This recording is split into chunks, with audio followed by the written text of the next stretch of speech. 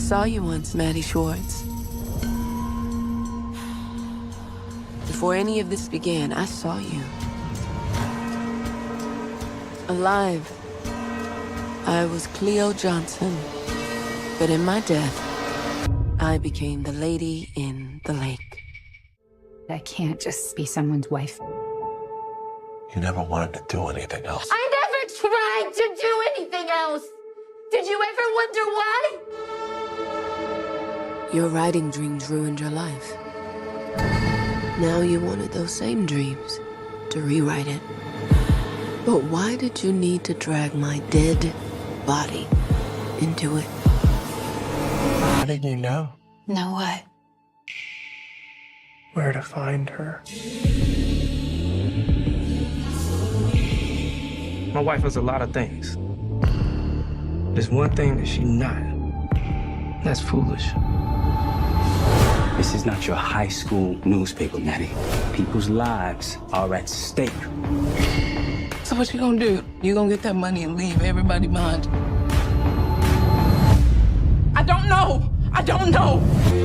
Dreams push you down until you drown.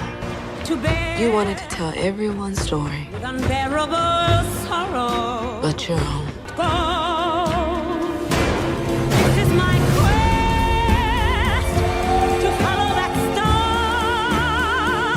No matter how hopeless, no matter how far, to be willing to die so that honor and justice may live.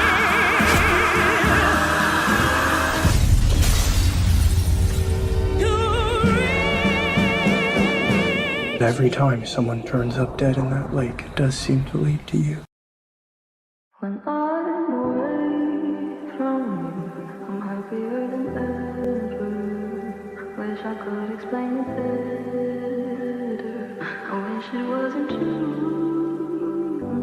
Give me a day or two to think of something clearer, to write myself a letter, to tell me what to do.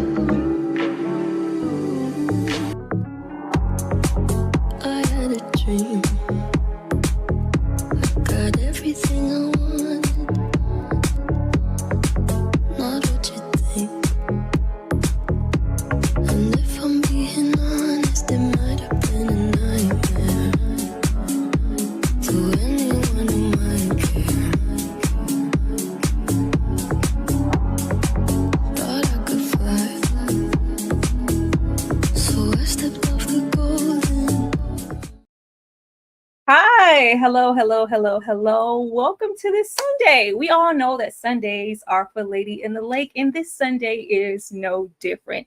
Get on in here, engage with us, hit that like button, show us some love. You know that I am not only streaming on my platform, but on every single panelist platform as well. Show us some love. This is a special day. And we could not be more excited. I am not going to waste any time. I'm going to start breaking people out to let them express how they feel, child, because my hands sweating. My hands are sweating. Ashley, with the sweet perspective, how are you feeling about this finale as well as our special guest? Are you ready? I am so ready, Tyra.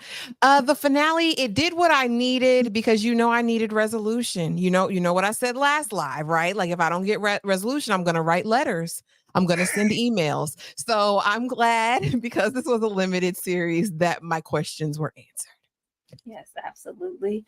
Kay in the back with the books because she is reading them. No, Kay was impatient. She just couldn't watch the show like the rest of us. She had to go cop the book and figure out early on what happened.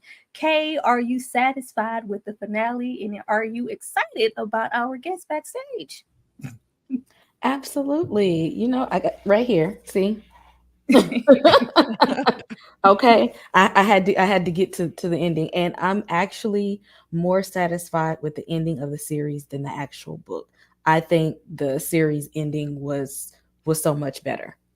I'm definitely excited for our guest. I could see that. I did not cop the book, but I had a couple of cliff notes, and I was like, "Oh, that's what happened there." Okay, it's making me appreciate what we got here so much more. Mhm. Huh. Nikki in the back with A Night of Horror. What did you think about this finale? And are you excited to talk to our guest? Does Slappy have a job or not? Like, that's all I want to know. We saw how it ended with everybody, but we did not see Slappy at work. Okay, I just want to know if Slappy got a job or not. And yes, I'm excited to talk to our guest. Look at here. We just want to assume Slappy is in Paris with a job. Okay, so we're gonna leave it at that. He gonna open. He gonna open for Cleo now. Yeah, that part. Last but not least, our D movie man on the panel. How did you feel about this finale, and how excited are you? Come on out, D. Hey, yes, I am. Of course, I will have additional thoughts, but I was actually very surprised where things end up, how things ended up resolving themselves. And I can definitely appreciate a resolution, especially considering a lot of this series has been steeped in surrealism. And so the fact we got something a lot more grounded and just straightforward for the finale, I did appreciate that. And I am absolutely excited to talk to our guest. Absolutely. Absolutely. Well, let's not keep her waiting. Y'all get ready to show her some love because she is coming out. Y'all hold up a second. Let's make her feel good first. She's so flirtatious. How does it feel to be so persuasive? That marijuana. She's so flirtatious. How does it feel to be? Feel like the feeling of a surprise. Feel like I got no breath. Feel like I need it. Rest. Well, it's the season I should let go, and that's the reason I'm about my release. All right, y'all, let's go. Welcome to the stage, Miss Alma Har'el. Thank you. Hi. Oh my God. Can we just talk for a second about how fabulous you all are and how striking your graphics are, your music, your editing? It's not professional. Professional is boring. It's beyond that. It's creative. It's fun. It grabs me. From the first minute I saw your stuff, I was like, who are these ladies? So happy to be here, and thank you for covering the show and really getting into it. We really kind of were very moved by it. Thank you. Like, oh, that just warmed my whole heart, because the team knows how hard I go for my little piece of graphics. It takes time, but I think the little stuff matters and the details, and we see that very much with your show. I would just like to know, because I looked a little bit. Look at his background. I mean, everybody here is always killing it with the graphics. It's just getting into your background, from music videos to short films to something like Honey Boy. How different has this transition been for you, covering, creating, directing, and writing, and being the showrunner for a show? Has it been a good thing or a bad thing? Is it tedious? Is it better? How do you feel about it? It's complicated. It's a rounded, huge, big experience that lasted 3.5 years. So if I'm to be honest, it's been everything. It's been good, it's been bad, it's been really heart expanding, mind expanding. I've learned a lot. I've worked with so many people on this job. Nothing that I've ever done before felt so much like the work of so many people, not just the cast, which I'm so thankful for, and actually had the best time working with each one of them. But there were just, as you can tell, there was so much to do on this show, and there was some growing pains, I'd say that, but now we did it, and the feeling of accomplishing something like this always feels so good. Ashley?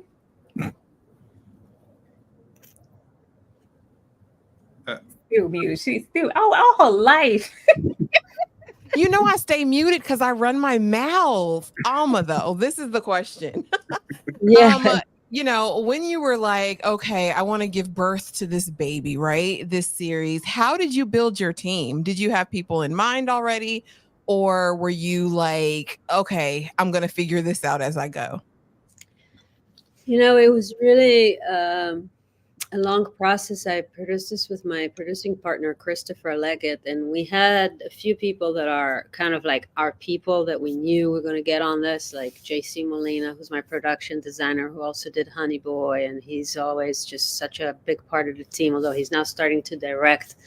So I don't know if he's even going to be on our next ride, but he's been just family to us. And then we also knew, this is obviously a show, for me anyway, about Black voices and adapting the book. Part of it was shifting the book's perspective and kind of making it more about that. So we really were working hard to have that everywhere, in the writers' room, to find the really talented Black writers we had. We had 4 women with us, and Shiona Turini, who it's my first time working with her, who did the costumes, who's just a legendary costume designer to me, iconic in all of her work, both with Beyonce now, but before that too, on Insecure, and just everything she does is beautiful. So, it was just kind of like building a team is hard, but it was about, some of it was people that we rode with before, and some of it was like new partners. And the hard, challenging thing was that I insisted on filming this in Baltimore because I really wanted the production money, and also to go there, but also to have that authenticity and feel the place as an immigrant. I was like, all I know about Baltimore is The Wire. And I make all the show just from that knowledge. I got to be there, and so that was hard because not everybody wanted to spend their time there. For such a long time, it's a huge commitment when you have a family to move somewhere. We spent almost a year there. Our cinematographer, for instance, Lachlan Milner, had 2 children, had to come there, and it was very challenging for a lot of folks that came. He's from Australia to move like that. So it was a challenge, but we built it. And if you dream it, they'll come. What was that movie? Field of Dreams. Field of Dreams. They came. No, they came. Alma, this was a bait and switch show for me. I saw the trailer for this show. I was like, all right, I think I know what I'm expecting. And then I watched. I was like, oh, this is Black. I text almost everybody up here, and I said, oh, this is really, really Black, and I'm genuinely and happily surprised that it is. What a best compliment. Yes. We tried. We really worked hard to make it that, because I really think the history of Baltimore and the Cleo character is just incredible, and Natalie and me, from the first time we met, we said, oh, this show has to do that. I'll never forget, Natalie said, Cleo has to steal the show. Yeah. Oh, wow. Yeah. Go ahead, Dee. Okay. So once again, thank you so much for joining us today. And it's been a really exciting journey just delving into the show. My question is actually having to do with the adaptation piece, because I think from a directing standpoint and creation standpoint, I've always just wondered what it was like adapting a novel, especially when there's an audience and they might be familiar with some of the story, the characters. Everyone has an idea in their minds.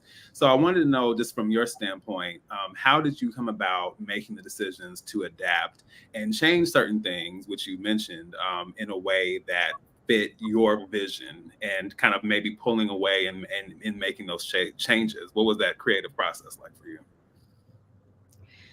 Well, first of all, a word of respect to Laura Lippman, who wrote the book, who had a best-selling book, not just and had success with it, and also based it on her own experience as a reporter in Baltimore. So with all the respect due to her and her life's experience and the writing of this book that got us here, and with her blessing, I took a lot of liberties, which she's, by the way, very, very happy with and loves them, and kind of felt like it kind of grew out of the book, you know. And yeah, it was really hard. I'll tell you the truth. It was really hard. It was really juggling a lot of storylines and then realizing the black part of the book, which we kind of, you know, vowed to uplift, you know, and not make it just a device or just like a dead body or all of those things that we kind of see a lot. It required making changes that, first of all, we knew a lot of people are not going to like, you know, we knew a lot of people are going to complain that it made it too complicated or that they liked it better when it was just more focused on Maddie. So that was taking a chance on that, which we were okay with, you know, with that. But just to do justice with the history of the place, you know, I've never done something like this. So it was really the amount of research that had to happen in order to kind of make the choices we made, and then the decision to marry Cleo to Slappy, for instance, who's not in the book, or make Reggie, you know, a character who's not in the book, not in that way anyway. It's kind of somebody there that works at a club. He's white, actually. But so just, you know, writing characters that are not in the book is always like a big decision. And then, of course, changing the ending of the book, which is like a huge kind of bold move, I guess, considered. Now only afterwards did I realize how much people are challenged by change, you know, and by bold decisions, which I think make very easily and don't even find them that bold, to be honest with you. I'm like, oh, it's just material and that's what felt right and that's what we wanted to do with it. But, you know, people are very attached to formulas. They're very attached to material. They're very attached to genre. They're very attached to storytelling devices. So a lot of the things we've done have been challenging, you know, to people. But I'm very proud of it, and I would do it any day again, you know. Yeah. Elm said I'd do it again. Okay. I'll do it harder. That's what I'm talking about. I actually appreciate the series ending as opposed to the book, because I was going back and forth between the both of them, like trying to compare things, and I'm more satisfied with the series ending. I think it felt so much more it gave me so much more, especially on Cleo's behalf. It felt like I got a good picture of Cleo. I got to know her more in the series than what was in the book. I would like to know, how has working on this project influenced your perspective as a creator and director? That's a good question. You know, I think that it made me definitely sort of appreciate the amount of work that goes, the amount of detail and work that I put into things. When I had to do it for 7 hours, I realized what's non-negotiable for me. Like I feel like I've realized that the way that I work to create 7 hours of it, how challenging that is if you want to keep a certain kind of level of detail.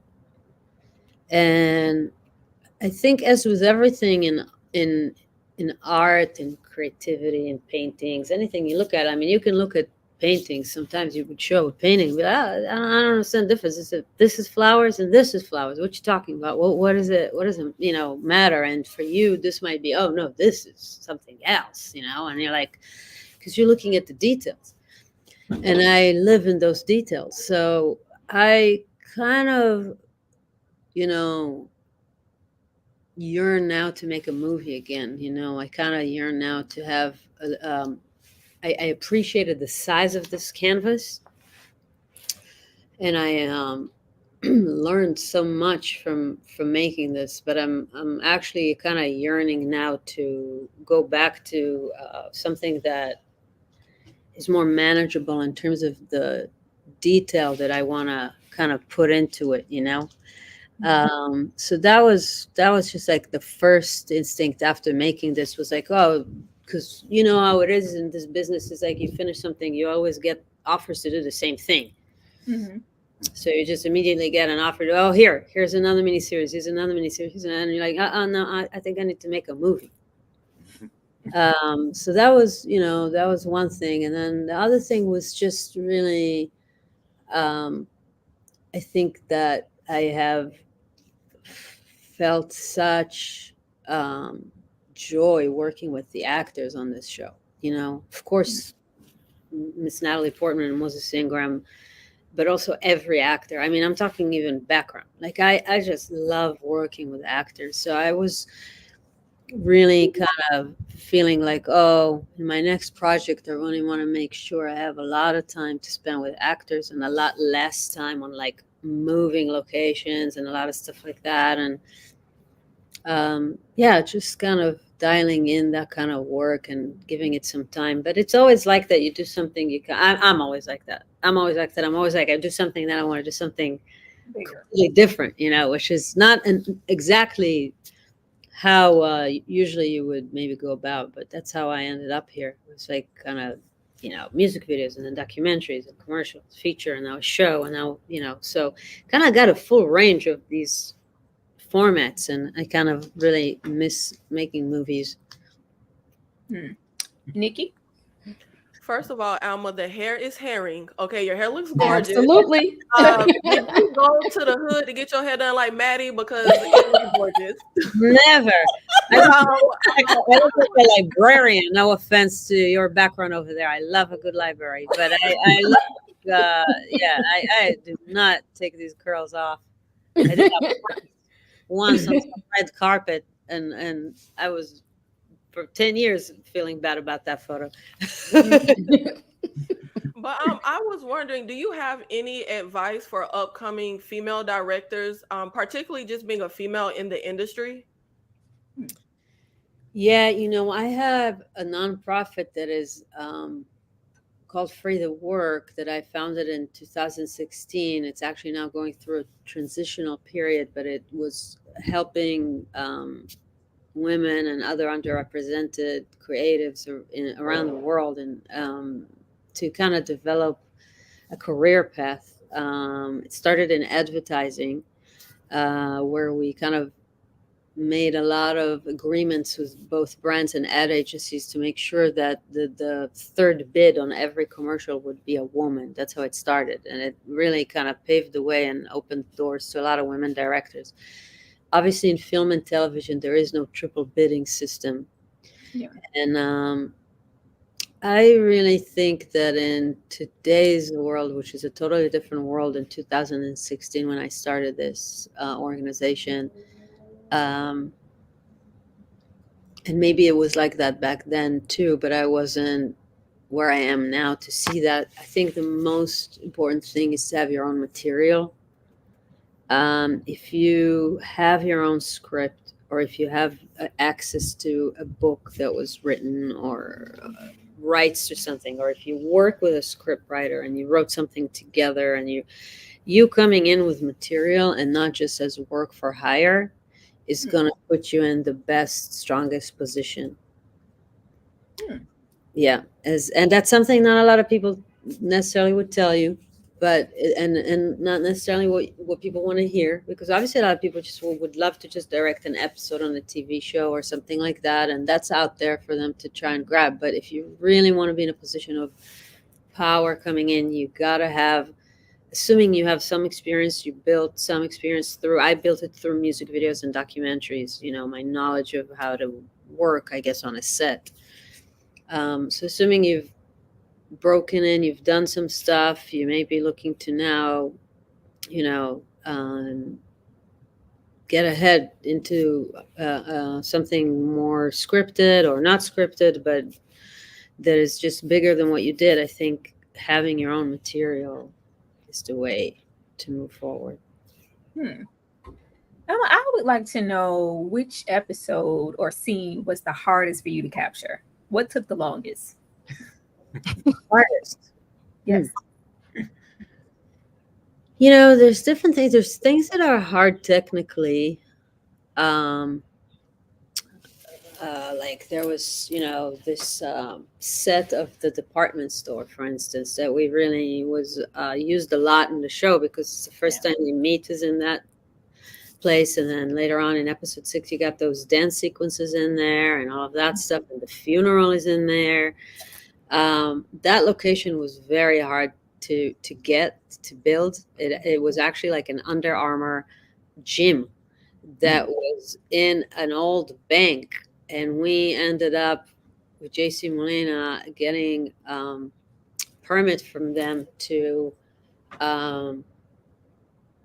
transform it into this department store, and that was really hard. It was really costly, but it was also just hard to get everything to align because we had, as many people know, we had, from logistical reasons, had a recast in the show, and all of that happened at the same time. We had the location, so a lot of the stuff, like for instance that scene with Natalie and Cleo when they meet for the first time, all of Natalie's side is shot on location, and it's one shot. It's one long shot where the saleswoman runs with the dress, and she, she runs to the other woman. They go and they get Cleo out of the window, and then they run back to the dressing room, and Natalie's there.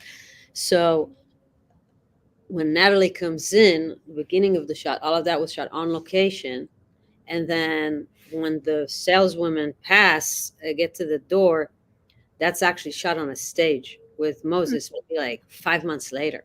Oh, wow. And all that had to look seamless, as if it's happening on the same place and on the same moments. It's things like that sometimes, because everything was cross-boarded, meaning all 7 hours were shot completely out of order. That was really challenging. And then you got scenes that are just emotionally very deep, and like the scene, one of my favorite scenes in the movie is in episode 3 when Cleo goes to the club to dance, and then after that she and Slappy go back home, and he tries to understand from her what's happening, what she's hiding from him. That scene of them together was really hard to do. Like just emotionally, just very heavy, very kind of hard moment. And Byron Bowers, my partner who plays Slappy, it was really hard for him. Not that it was hard to kind of get there. He's a great actor, but just a child that's dying is a really dark thing to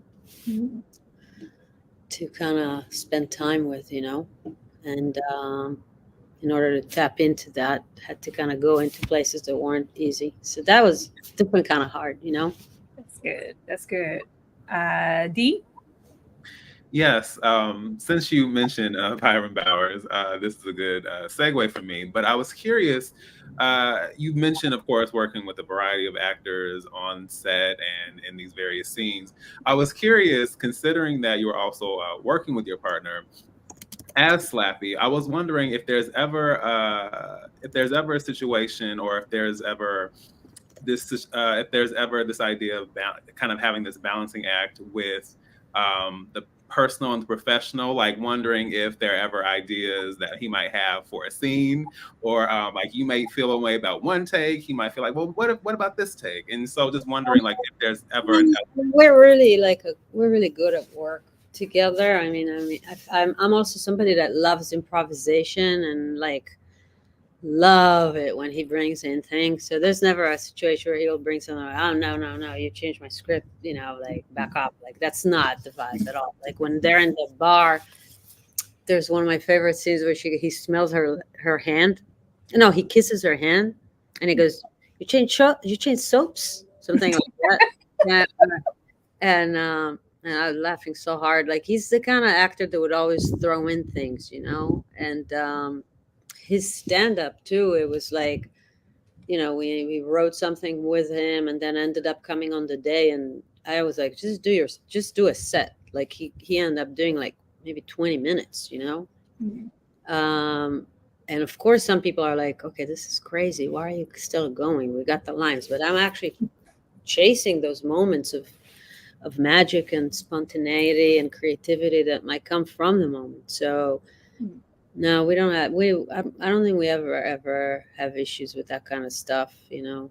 It's not that. I mean, if anything, the only thing I would say is that we both like to work like that, and the system, or the system of TV in general, and schedules, and obviously crews and unions and all of that. There's so many rules that you have to abide to because you got to, because everybody needs to be protected.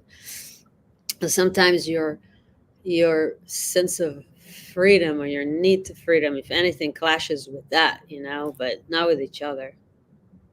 Yeah, because that's my boo. That was all Scrappy. I know that was Scrappy. That's my boo. That's my baby right there. That was Scrappy. Oh yeah, I'll tell you. Nikki.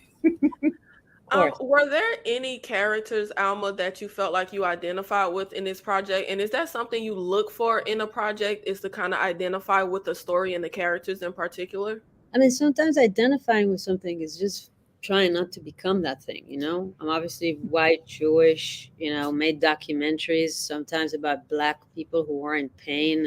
And Maddie's kind of a fear of mine to, when I look at her, you know, like, oh, wow, you can really be blind to what's going on around you. And so that's a sort of an identification too. Not in terms of like, I'm you, but like, let me make sure I'm not you, you know? So I think Natalie too, in that regard. So it's like, oh, I'm so, you know, you're so wrapped up in your own liberation and your own hurt and trauma from your relationships with men, or, you know, or how society perceives you, that sometimes you cannot like kind of see what's around you. That's a fear, right? Yeah. I love that you said Maddie, because yeah. Kay.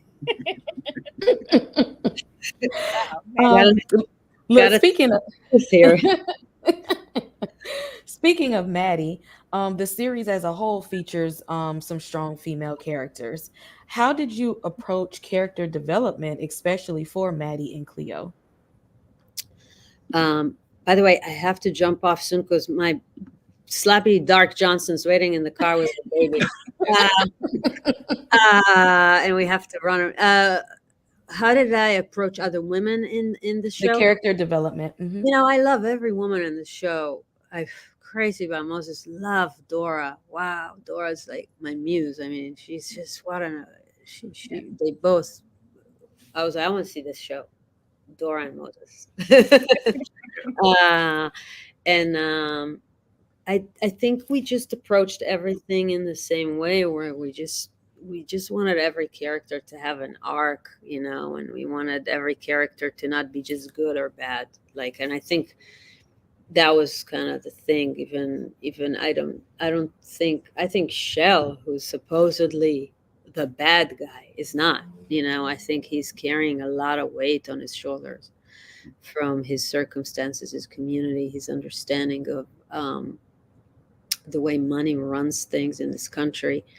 And, you know, when Maddie in the end looks away, she sees the lottery stand, you know, and that lottery stand, the lottery it's just a small detail, but the lottery has come from the numbers game, you know? Yeah. And that thing wasn't in the book, and that blew me away. That made me, the theme of the whole show became about that, about dreams of women, dreams of immigrants, dreams of the Black community, you know, all of that, and the way, you know, what happens to it in America. So, yeah, I think that's the approach to everything, women included. It's just to have that kind of complexity of like, nobody's just good or bad. And our last question here from Ashley.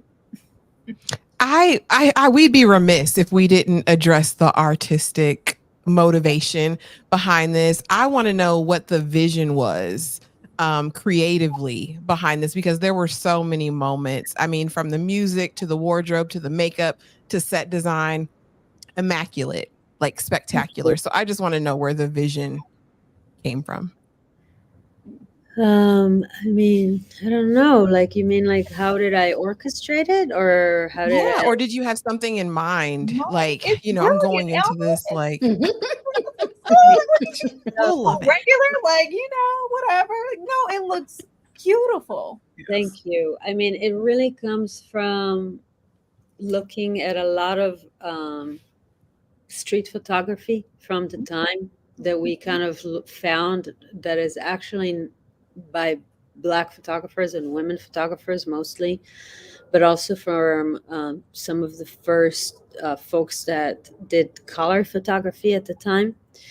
And I guess this idea that consciousness has moved in those years in the 60s from the 50s to from, so kind of like this movement of liberation, but from something more like how Maddie comes from suburban Maddie to Six, which is almost kind of psychedelic, and I think that is kind of, I think, what was happening in America, right? If you look at the photo of, like, I don't know, the Beatles, look at them before with the suits and the ties, and look at them after, and they're like with long hair and, like, the psychedelic colors and clothes, and like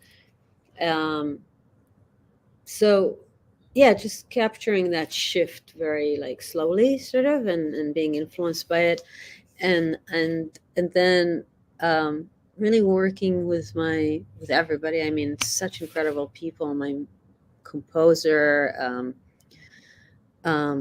Marcus Norris and Dan Tenenbaum, that produced the music, and again, Shiona Torini, JC Molina, our DP, everybody was just to really kind of find a way to make this both inspired by the time, but also feel a little contemporary. Not be like, oh, this has to be like not moving, and the camera movement has to look like period pieces, and like, instead of it, just have a lot more fire to it, add a lot more fire to it and a lot more feeling to it, and be intuitive about the moment, and to feel like you're in it as opposed to like you're in the 60s. So it's a combination of, like, the two. You did it. It was beautiful. It was beautiful, start to finish. Thank you. Appreciate you. You are all stars, and like I said, you need your own show, because this is like a whole new aesthetic and level of discussion that's needed. Like, so it's just been so cool to see you talk about the show. Well, thank you. Thank you for doing that. Yeah, well, we want to say just thank you for being here, period, and giving us your time. And I know everybody here looks forward to whatever you do next. Thank you. Well, hopefully we'll stay in touch. Yeah, Yes. Thank you. Thank you. I'll get next time. Thank you. You said hi. Good. Okay. Let's take this off. Let me put this here. So we got success. Okay, and she's gone. Oh Lord. You can breathe now, Tyra.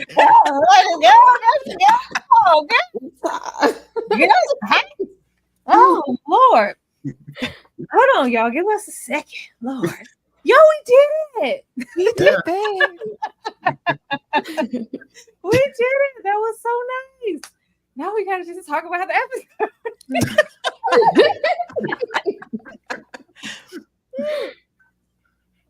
Okay. All right. Y'all show us some love in the chat. Y'all. Yes. Come through, chat. And they showed up. They showed up today. Yeah, very much so showed up. Chat Thank real you so active. much to the 85 people here in this live. We really appreciate y'all showing up, sticking it out for us, and making Miss Alma feel welcome. Like, this was really, really great, and I was happy that she came and everybody got their 2 questions in. I told y'all we'll get the questions in. Okay, let's move on to the thing. Let's move on to the thing here, cause like we don't know when this gonna happen again, child. Right. Put this up here so we can go on into the finale, cause baby, you can't talk mess and Alma here. It gotta be cute, she can watch the playback about it. Meeting the Jaybirds. Cleo wanted to be a singer. Dora being about their life, where it all started. Now, I was not expecting for us to go back here with Cleo. I was happy that we did. There were so many callbacks for me in this intro of this episode, from like the moment that Mr. Golden was trying to get under Cleo's skin and sent her on that stage to introduce Dora, and kind of feeling iffy about it, and we really get into that. But before we even get in the dough, we got to give some lip. It was giving Dream Girls. Yep. We got to, give a little lip action to even get in there. But despite that, I really wish that the show had made Cleo's ambition to be a singer a little bit stronger, because for me, I was like, oh, okay, girl, I was not expecting that. Ashley, did you take heed of Cleo wanting to be a singer? Because I remember the moment of her singing in the bathroom with her dad in that flashback, but beyond that, I had no idea. Yeah, there's a nod to it when Dora says something in passing about, I always wanted you to be up on this stage with me. But you're right, it wasn't really pronounced that this was Cleo's deep, dark passion that she had for 100 years. I too liked the flashback. Baby Dora went up there and was like, I'm gonna give him something he can feel, Cleo. You playing right now. We're about to get in here and do what needs to be done. But you're right. I definitely wish we would have gotten more insight about what Cleo was passionate, because Maddie, her passion drives the entire series. We know what Maddie's passionate about.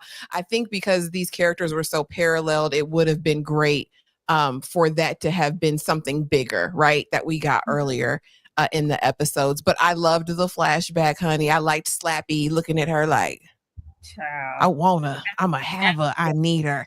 The only thing that really didn't make sense to me in the opening scene was her flashback when she's about to get on stage after they've talked to Shell and she's going to do his books.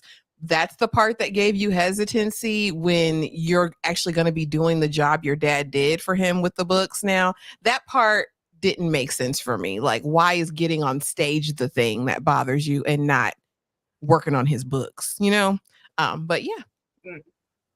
Child, the way Dora beeline Slappy, like, you can't do nothing for me, get out of the way. That sent me, but yeah, Slappy is very much so spitting, child. Nikki, did you know Cleo wanted to be a singer? I mean, like Ashley said, they did say it in passing, but no, I feel like this was out of nowhere. It was out of nowhere, and I agree with Ashley. I thought it was very strange that we're literally outside doo-wop shoe-bopping. This is our whole gig. This is what we came for. But Cleo sees somebody skiing and she want to jump off the stage. I was confused. Like, wait, what? It really felt like they just tried to like jam pack a lot into this finale that could have previously been kind of fleshed out. We didn't need that whole dream sequence episode 6. Like, we could have really maybe pulled. I mean, she was singing with her dad. Like, you were singing in the bathroom. Okay, Dora wanted you on stage, but that doesn't give like I was dreaming of being Beyonce when she was a little girl in Houston. Like, it just wasn't connecting for me. And seeing Slappy knew he wanted Cleo, but he ain't want no job. I don't know. Slappy just goodness. But I will say it does make Shell more diabolical to me, because we do think back to when he had her go on stage. Like, you knew what happened when that girl first came in this club trying to get on that stage. Like, that did feel way more diabolical with this in context with what he said. Not even that, just getting into Dora and maybe, the later drug use. We don't know what caused it, but in this moment, I just kind of felt like she kind of left Dora outside alone a little bit. Like, it was just like, oh, like out of nowhere, I have to be up here front, stage front and center by myself. Like, I like how she left her out there. And that was something else that was weird. They showed Dora singing on stage by herself, and then they cut to her overdose. And it's kind of like, well, how do we get from point A to point B? Yeah. Like, I know they said, oh, Shell got you hooked, but no, Shell can't just force a needle in your arm. Like, what got Dora from where we see her in this to literally cutting to her overdose? I just think that's strange. I don't know. That's not really looking into that book. Dora is not at all a full-fledged character in any kind of way. They literally, from Dora to Reggie to a couple of other people here, just kind of flesh somebody out of it wasn't really anything to really just work with at all. Dora is not a real character, so maybe that's what it is. But I like Dora. We need more Dora. Okay. Yeah, because in the book, Dora, her name wasn't Dora. Dora was just she was Cleo's roommate. So they were still friends, but it wasn't this whole, what it was in the series. And I'm assuming that Dora overdosed because when we got introduced to her and with the first episode, she was I didn't think she was gonna make it on that stage. So I knew she was just a hop skipping away for doing a one line too many. I didn't feel like Cleo's top aspiration when we first met her was to sing. I feel like when her and Dora when they in the flashback, when they initially wanted to sing, Cleo was triggered somehow. And I think that she just took it off the table. So I don't think that it was like in the back of her mind to get to that point. I think that she just pushed it away. And once her friend that once wanted her on the stage with her and was like, come to Paris with me, I think she jumped back into it out of honor for Dora to say, this was a passion of mine once upon a time. And this person who in the end, her passing gave me a new life. She had to pass away so that I can continue with my life in a new way. And to do that in order for her to have for Dora's death to mean something and for her life not to be meaningless, because they could have just let her, overdose and Reggie still could have took her out, and he didn't. They tried to make it mean something somehow in the end. D?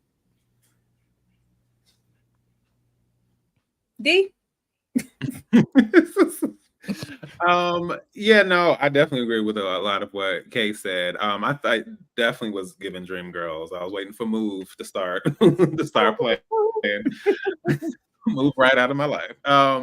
It was interesting seeing the origins of Cleo's dynamic with Shell, because I was definitely curious about like how you go from your father being in that life to eventually kind of becoming a part of it. And so her kind of finding a way to navigate that situation, and the fact that she was so good with numbers. It would have been cool if we had gotten some kind of I don't know if we had pointed towards that before and gotten a little bit more of how that came about and what even if there was an aspiration of what she wanted to do with that, or if it was just a quirk, her being knowledgeable and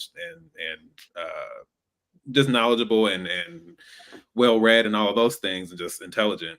But yeah, it definitely was surprising, and I do think, I don't know if it was like a self-sabotage type situation with Cleo, and I don't know, suddenly I'm questioning the direction of what she and Dora should do after taking that on. But I did think it was odd.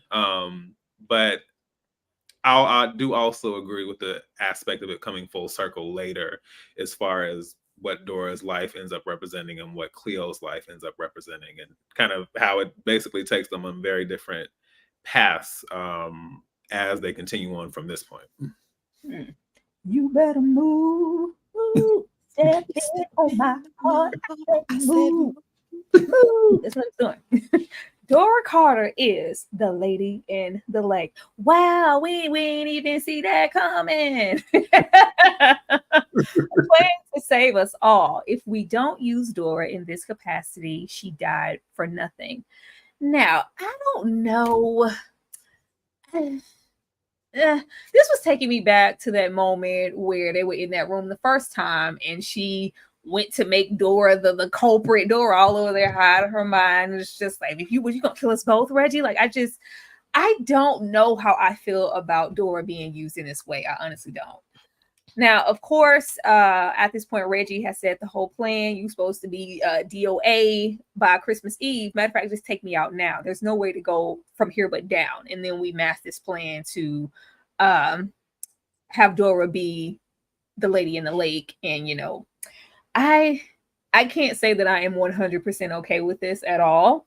and it's just kind of presented to us like, this is my best friend, and you know, we were the Jaybirds, and if I don't use her body like this, she died in vain. I don't know. Ashley?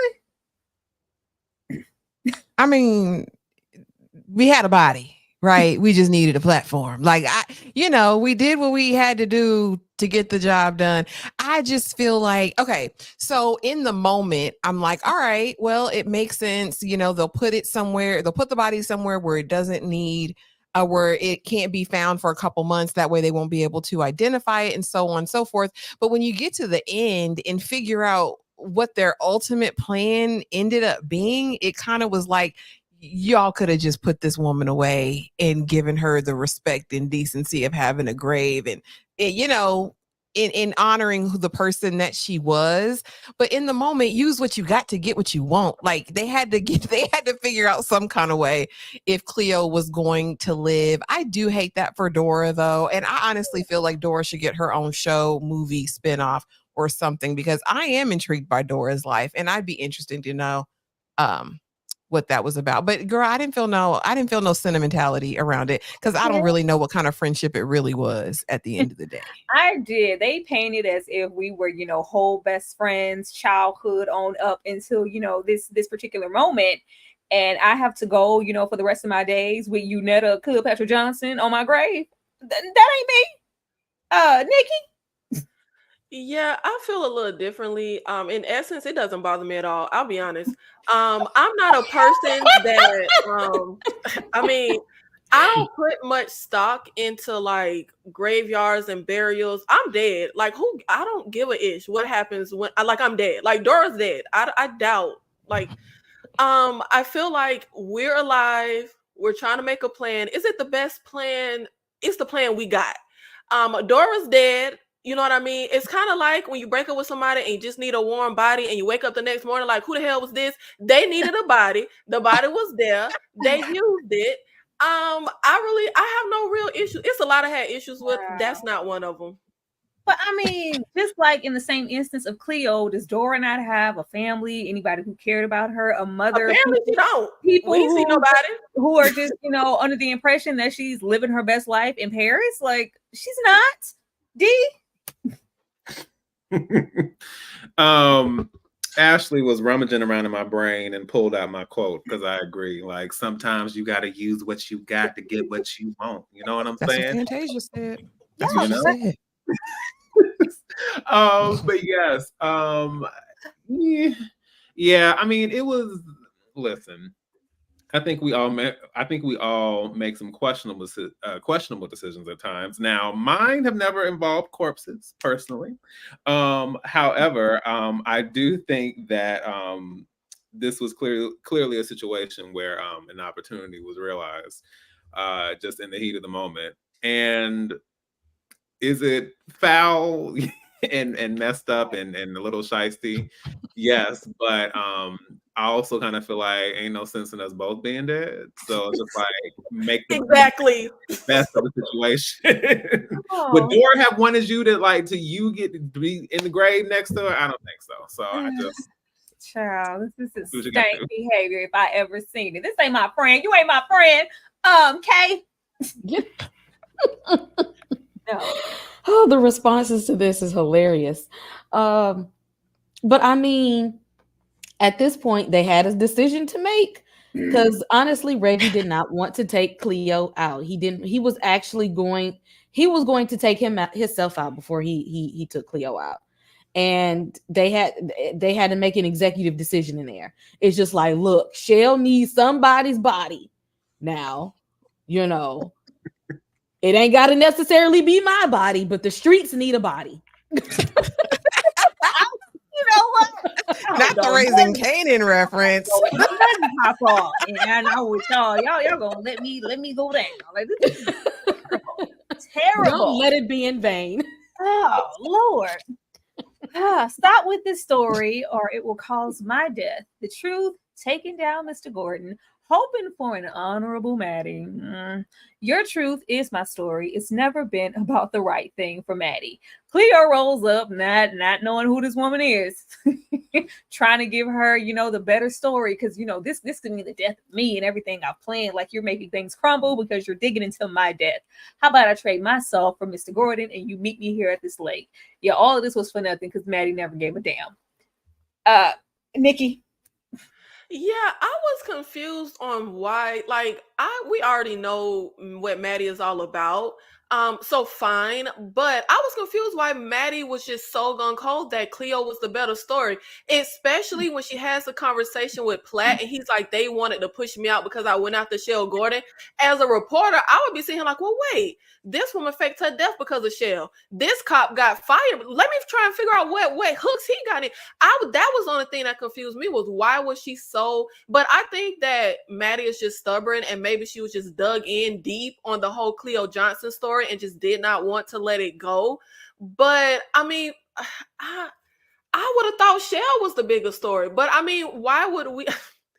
The thing I did love, though, is Maddie going to see Slappy. Why did we wait until the very end to make Slappy, like, finally be standing up for his wife? Like, why did we wait to the end to turn Slappy into a real one? Because I love when he was just like, did my wife see? No, get the hell out of here. Like, he just, like, whatever she doing is for our boys. Can't you understand that? She don't really love her boys, so she don't understand that.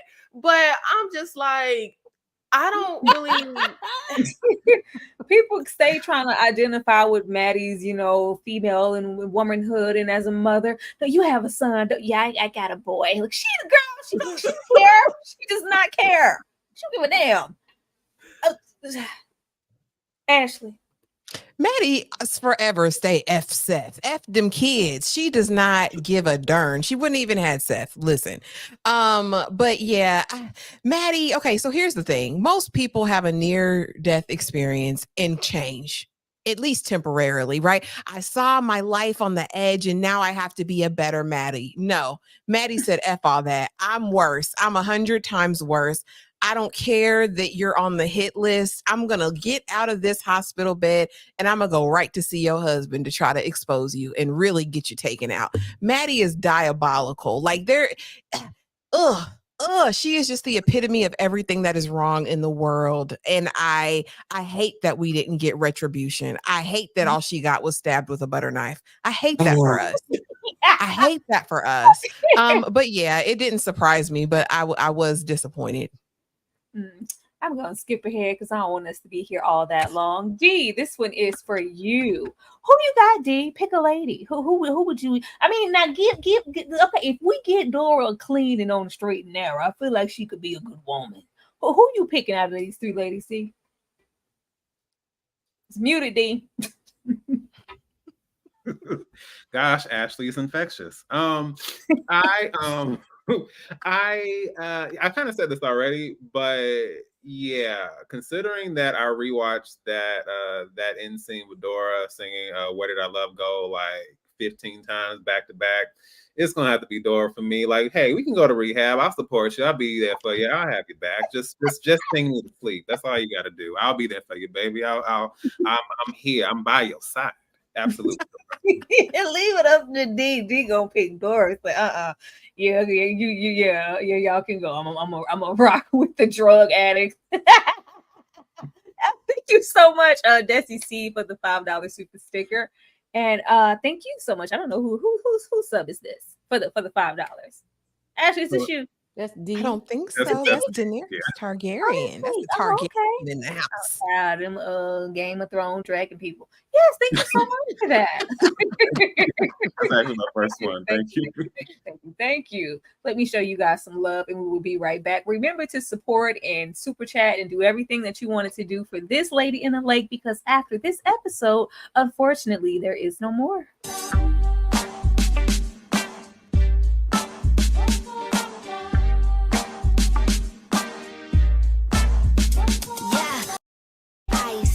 I said I'd rather be famous instead. I let all that get to my head. I don't care, I paint the town red. She devil, she bad, she rebel.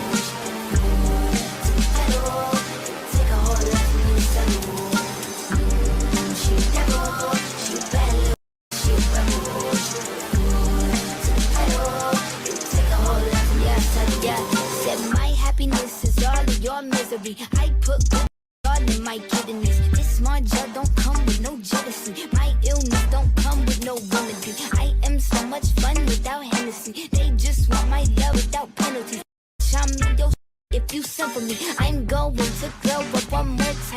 me. I have magical foresight. You gon' see me sleeping in courtside. You gon' see me eating 10 more times. Ugh, you can't take nowhere. Ugh, I look better with no hair. Ugh, ain't no sign I can't smoke here. Ugh, yeah, give me the chance and I'll go.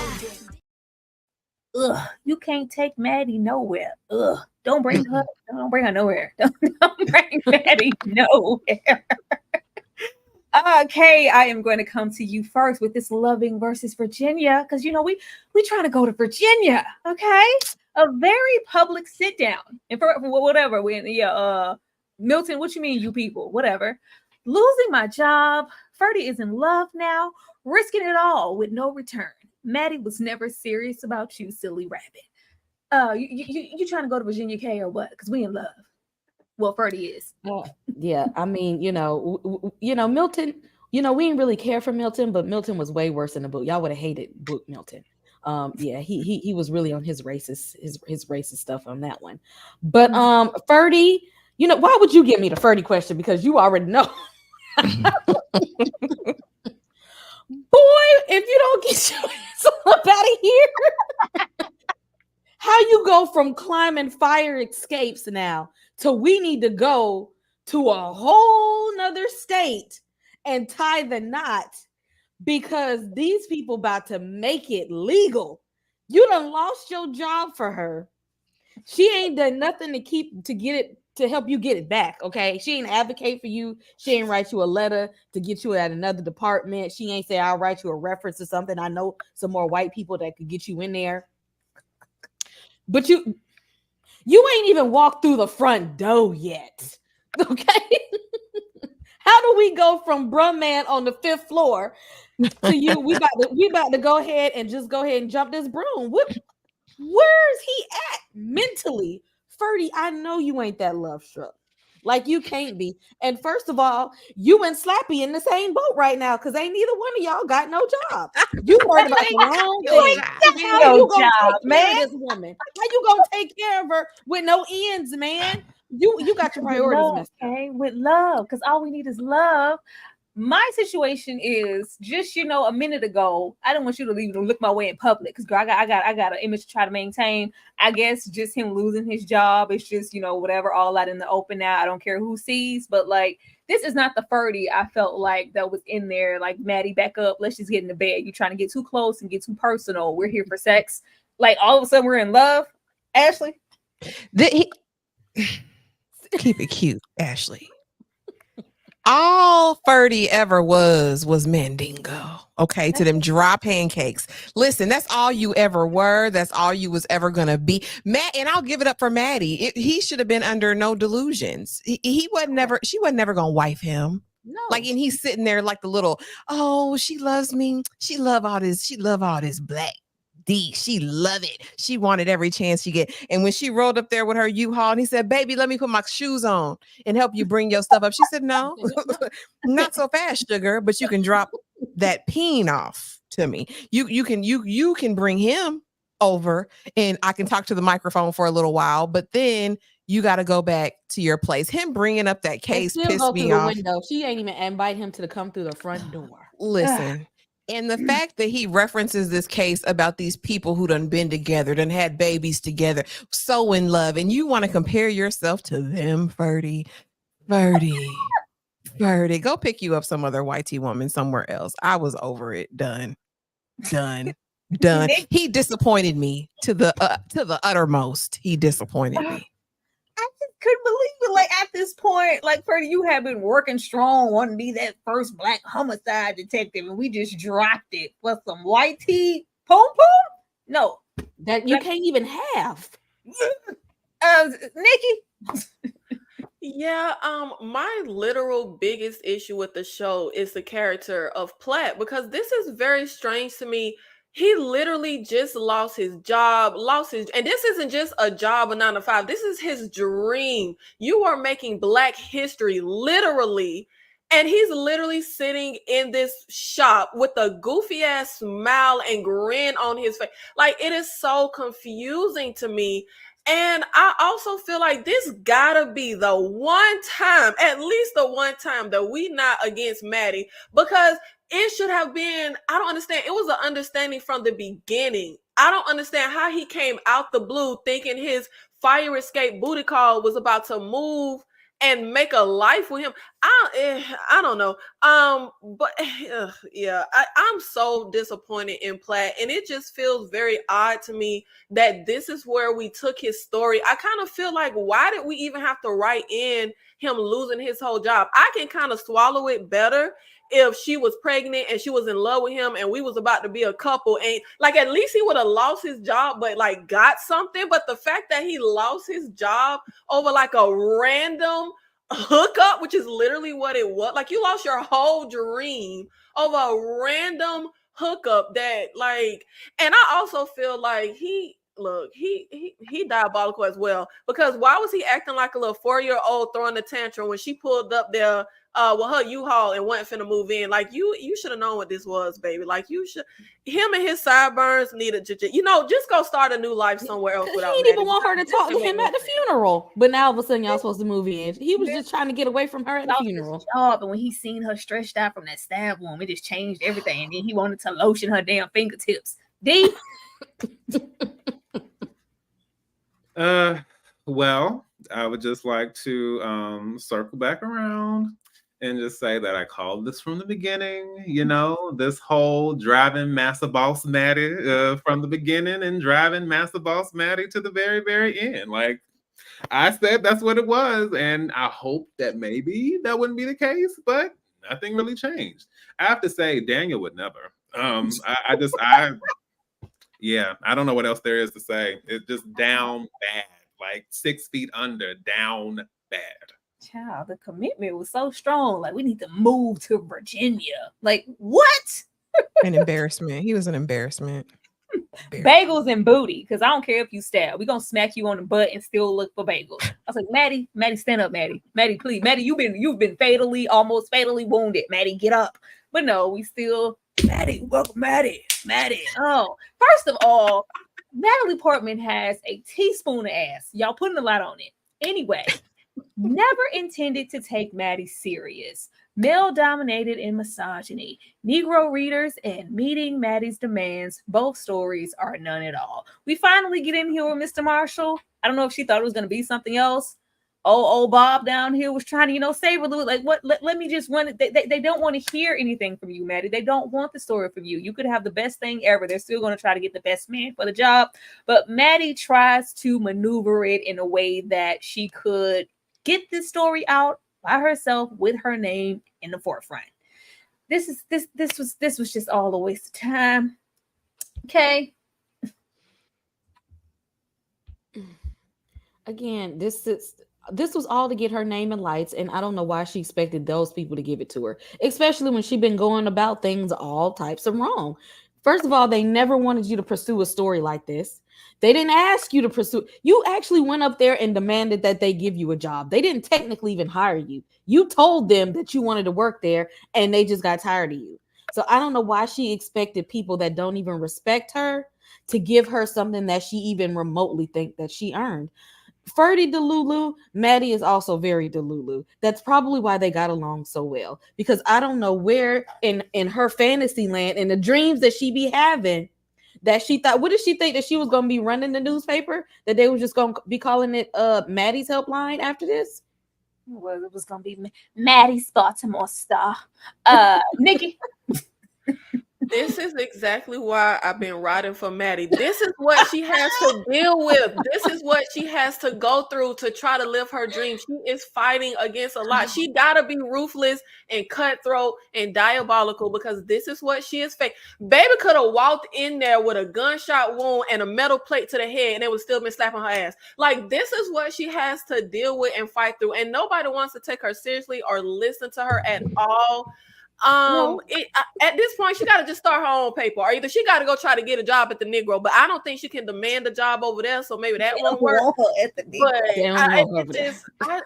I do feel like, what did you expect, Maddie? Like, this is this is it. And I get she felt like maybe she could play the game, but Maddie could have walked in there as a mistress to the president and knew all the tea, and they still wouldn't have wanted to give her a job and let her write nothing. Like, that is just the name of the game at this point. But I did want to backtrack because I forgot to say that last line. Why do we have to have Milton make that Negro comment? Like, Milton showing that I didn't like. I already don't like because him. I told you in the book he was a lot more racist than that. That was a taste of him in the series, but in the book he was something awful.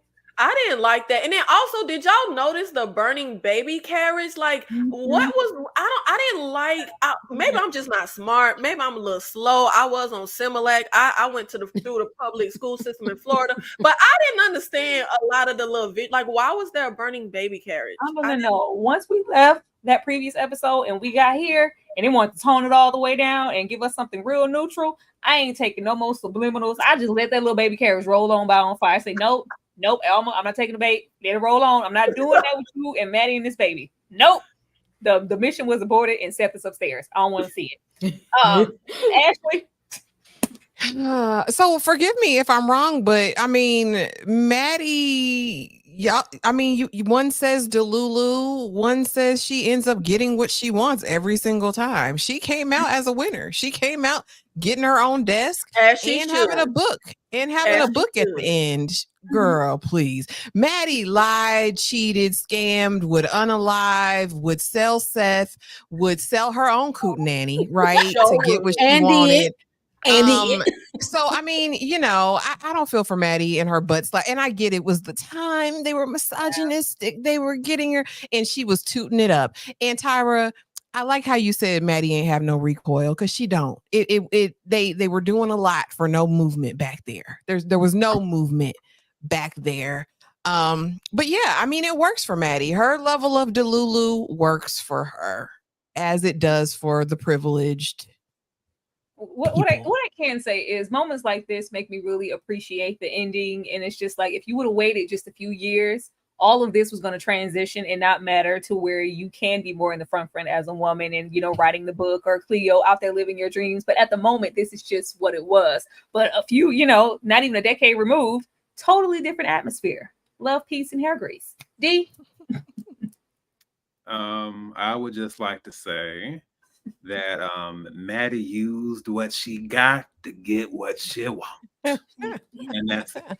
Ciao. All of that. Ugh. You used ciao. If it was the thing, it didn't work. It didn't work. She still had to, make her own way like everybody else and figure it out for herself. You better stand on business, Teddy. You better stand on business. Get in the car. I got a job for you. It's a job your mama would have wanted. Just come on over here, Teddy. Just get in the car, Teddy. Why you over there? Just come on and get in the car. I promise I ain't. Hell no. I ain't getting in no car with you, Reggie. You lied to me and you're up to something. I just wanted to take a moment to acknowledge Teddy standing on business, and I was here for it. Like, you not finna shine my shoes with nothing. I'm not getting in your car. Well, no, don't you trust me? You don't trust me? No. Why would I trust you, Reggie? Why would anybody trust you around here limping and lying? Okay, I just wanted to say that. Let me go to the next slide. Teddy's been standing on business since we met him. Little man. I just want to acknowledge that, because this is like, hey, now you been standing on business. No, you a liar. I just love that. I love that. You said Slappy ain't out here working. Let me go run some numbers and get some coins for this house to help my mama pay some bills in here. He was saying it because he was like, I ain't running no numbers no more. My mom wouldn't even want that. I don't want. It's a job your mama would have wanted for you. I'm not getting in a car. My wife ain't never been foolish. Once again, somebody want to stand on business, but always when it's too late. We standing on business at the funeral. We trying to stand on business behind bars. But I'm gonna let Slappy have it, because Maddie tried it at this moment. We have been presented with the story of Shell and what that could be and what that could do. Nope, I still want my story. And not only that, I'm going to go in here and tell Slappy everything, tell him Cleo's out and free, and she got you in here. She don't even really just care about you like that. You might as well just flip on her and just give me the story, give me the cosign, and, we can get you free. Yeah, I don't give a damn what you know. I don't give a damn who said what. Whatever she did, it was for our children. Get out my face, white lady. I was here for this, and I was here for Slappy. Slappy gonna be Slappy behind bars. He back there making jokes. living his best life and just doing his little time. But like, yeah, I'm not turning on my wife. Are you crazy? D?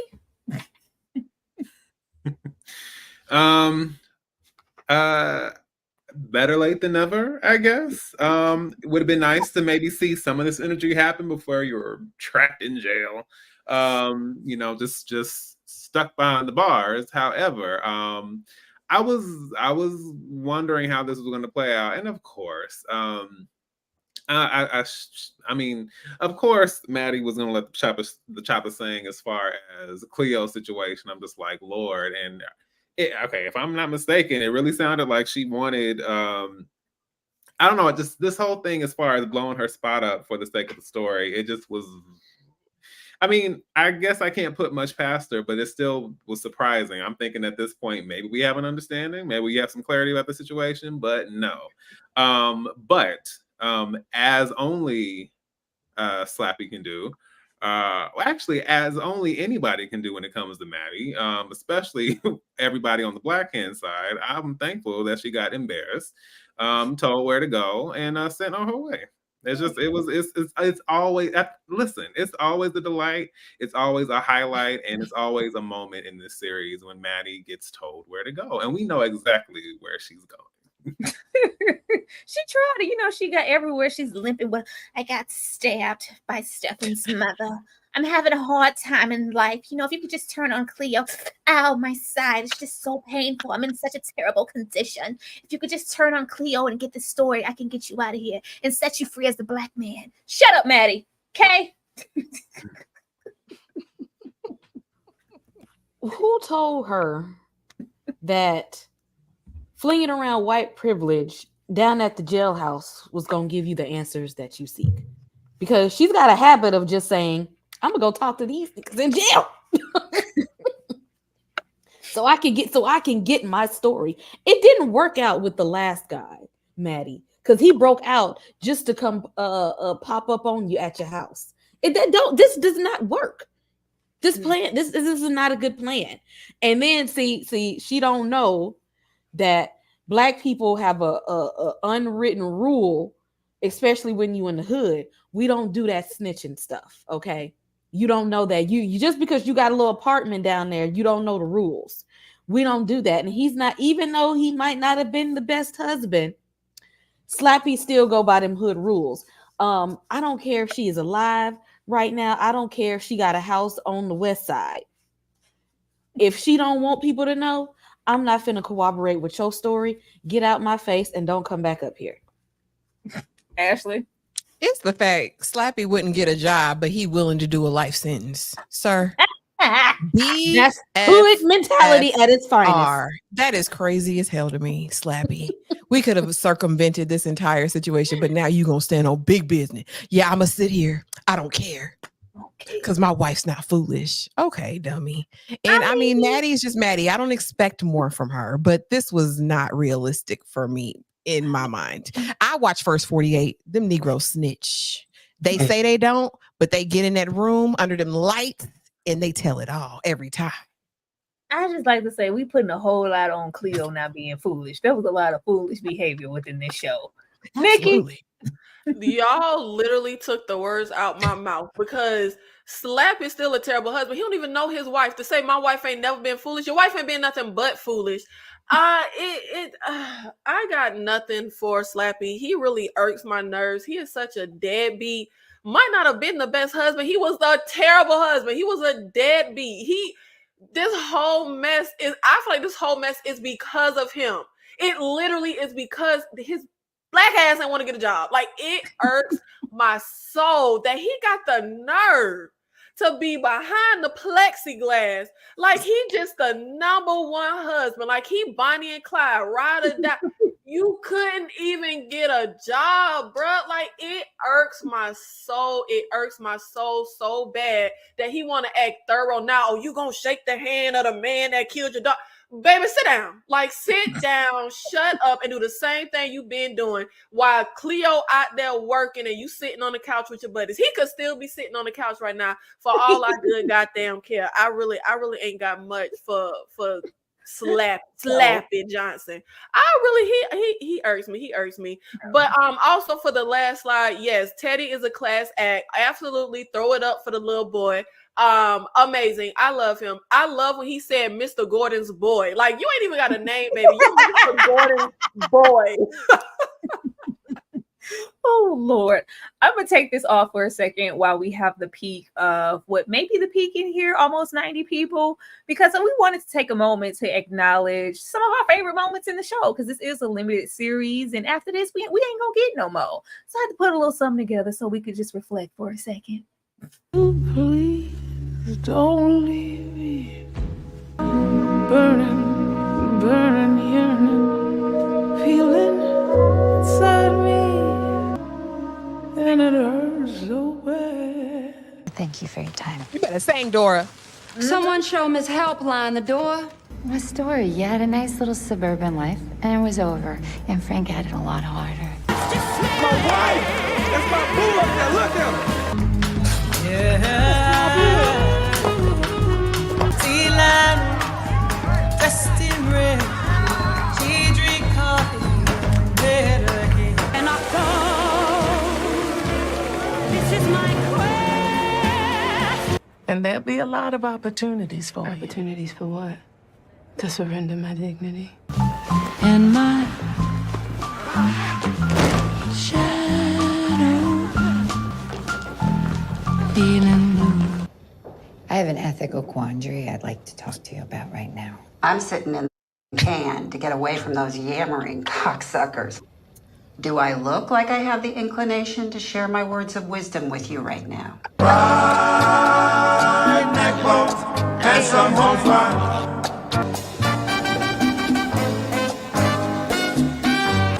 You a good boy. Matter of fact, come on. Oh, you want some of this too, Pigger? Come on. My name didn't mean for you when my wife was wearing it. But in this country, in this city, white makes right. That's all you are. You want to tell us who we are? The same way you came here to tell me who I am, Miss Morgenstern. It's hard if you don't tell me anything truthful. But you're the one who's lying.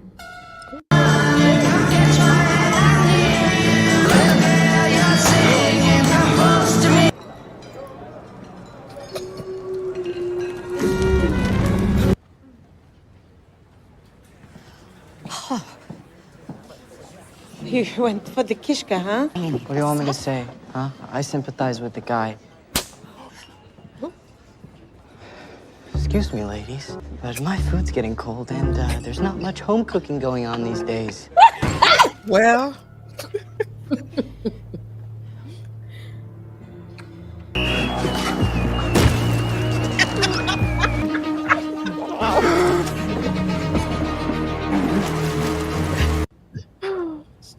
You're lying. He broke into my apartment. Stefan would have told me. Boys don't tell their mothers everything. You were right. He loves talking to me. I don't think you're stupid, Kasha.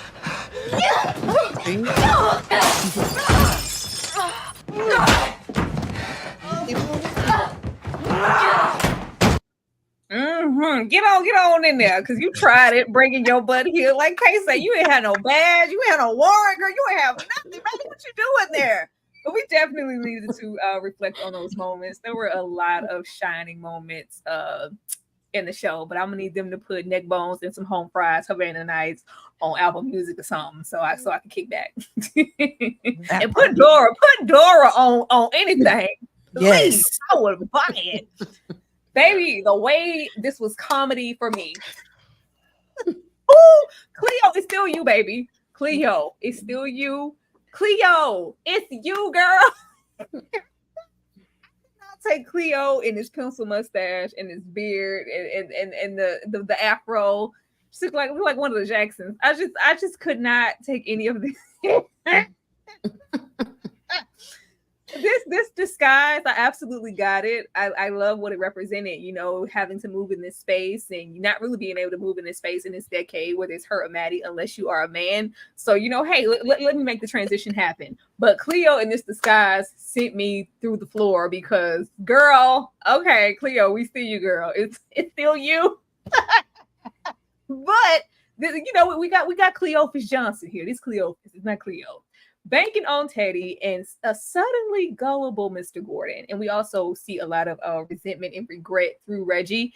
What Reggie ends up doing, I definitely saw that coming. I expected it because he's been, really reminiscing on probably the things he's done in his past. He's been tired being, the go-getter for Mr. Gordon, and probably disappointed with how Dora ended up.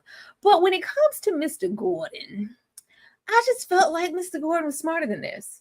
I did. From the Gordon that we saw, just the whole charade that had to happen, even for us to get inside the Gordian and set it on fire, and the whole situation with the books, I just feel like Mr. Gordon would have, saw this coming, but it might just be me. Nikki? This whole ending sequence was such a joke for me. Cleo in this outfit. Do y'all remember Steve Buscemi in the high school hallways? Like, what up, fellow kids? Like, you're a 40-year-old man masquerade. Cleo should have talked to a few studs in the hood. I mean, you could see the boobage. Like, she literally looked like a pretty woman with that. Like, women don't have afros. That sent me as well. So to be a man, you put on an afro. Like, women wear afros. Like, she looks like a pretty woman with a little mustache. This was so ridiculous. And then you have got to be the worst. How you get beat up by a cripple? Reggie could barely walk. He is cut off at the knee, and he was able to beat up the elevator guy, and it all felt too contrived. Like, you have Shell Gordon has survived decades. He has survived in this game for a reason, because he's strategic, because he's smart, because he's thinking. So the fact that this went down, but that's why I said it felt like they was just trying to wrap the ending up with the bow. And we should have at least had a plan that maybe spanned a few episodes of trying to get him, because the way they ensnared him and this whole thing went down, and Reggie just at the bar with the gun, like, all right, it's over now, bro. Like, call the cops. Like, I just hated this whole ending. And then my baby Teddy. Oh, hey, Ma, what's up? Like, yeah, we thought you was dead. Forget all that trauma you put on us. But yeah, that was strange. I'm sorry, but that is strange. You literally made me think you were dead, murdered. I wasn't feeling this entire sequence. It felt very contrived. It had a lot of conveniences. And also, Reggie and Cleo suddenly being bosom buddies and carving their names in the trees. Like, wait, how we go from Dora, wake up, like, if he want to kill me, to no, Reggie, you don't have to do that. Like, I just was not here for any of it. It made no sense at all. No. And even Reggie saying, think about your boy. Since when the hell Reggie been thinking about her boys? When has he been thinking about, okay, I'm done? Like, it's just, this whole ending was a mess. You remember the episode when he was like, I need Cleo dead, Christmas Eve. But the boy's gonna be there with it. You want me to knock her off on Christmas? The boy's gonna be there. I love the beat down in the elevator. That was sending me, because Cleo was standing there nervous, sweating on that mustard. God damn it. Okay, I'm pretty sure Mike Tyson with one leg could still knock me out. Get the elevator out there. He's a boxer. Get the elevator. I enjoyed that, but I also enjoyed Reggie. Man, I saw this coming. I knew Reggie. There was some light in Reggie, even after he hemmed up Dora, which I hated. Or tried to step. You could just see that he was stepping into a role that was made for him with his relationship with Mr. Gordon, and he want to do this. He want to be the disposal guy, the beat up guy. Like, he's tired. Reggie was tired. It's unfortunate that he couldn't, get his freedom right along with everybody else. But just the way that we got Gordon, I was like, I needed something a little bit more finessing to happen, because I feel like he would have been smarter than this. And Reggie is literally an abuser. He was abusive. He yoked up Dora by the neck. Okay. Ashley? I'm going to posit this in terms of the bad costuming for Dora in her disguise. I mean, very much giving Clark Kent. I was like, girl, you go into the phone booth and put on glasses and now you're somebody different. But I'm going to say this, right? That sometimes, and maybe they were going for symbolism in this moment, the things that, listen, sometimes it doesn't need to be so well hidden. And a lot of times betrayal is not well hidden, right? it's in front of us. So I'll just posit that. But what pissed me off utterly was that we still didn't get to the bottom of Shell and Reggie's deep relationship that they've been building throughout this entire series. They'd have us believe this was a father-son situation.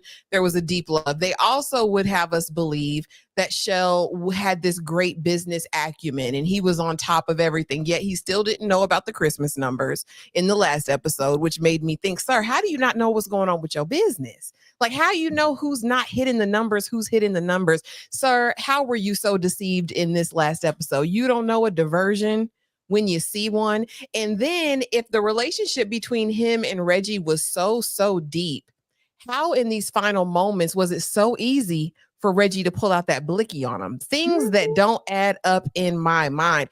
I needed this relationship more fleshed out. Maybe we get a call back to them younger and him saving Reggie from something, or maybe he's kin to Reggie in some way. But as far as the dissolution of that relationship, it really bothered me. I would think that Reggie would have more of a moral dilemma with, putting him out. Also, this daggum plan, y'all both gonna go to prison for the rest of your lives. Then why does Cleo need to hide anymore? Why do y'all need to burn down the building? Like, I don't get any of that part, right? I don't get it. Why?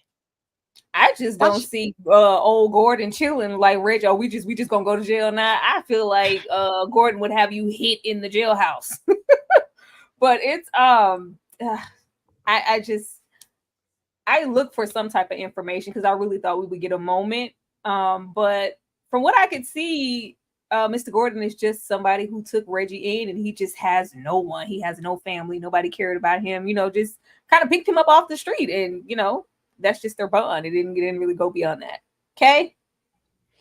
So I watched this episode in like pieces so that I can make sure I soaked it in, and maybe that's part of my ADHD. Because if I watched it straight through that first time, I was half watching it. I literally had to like rewind to go back.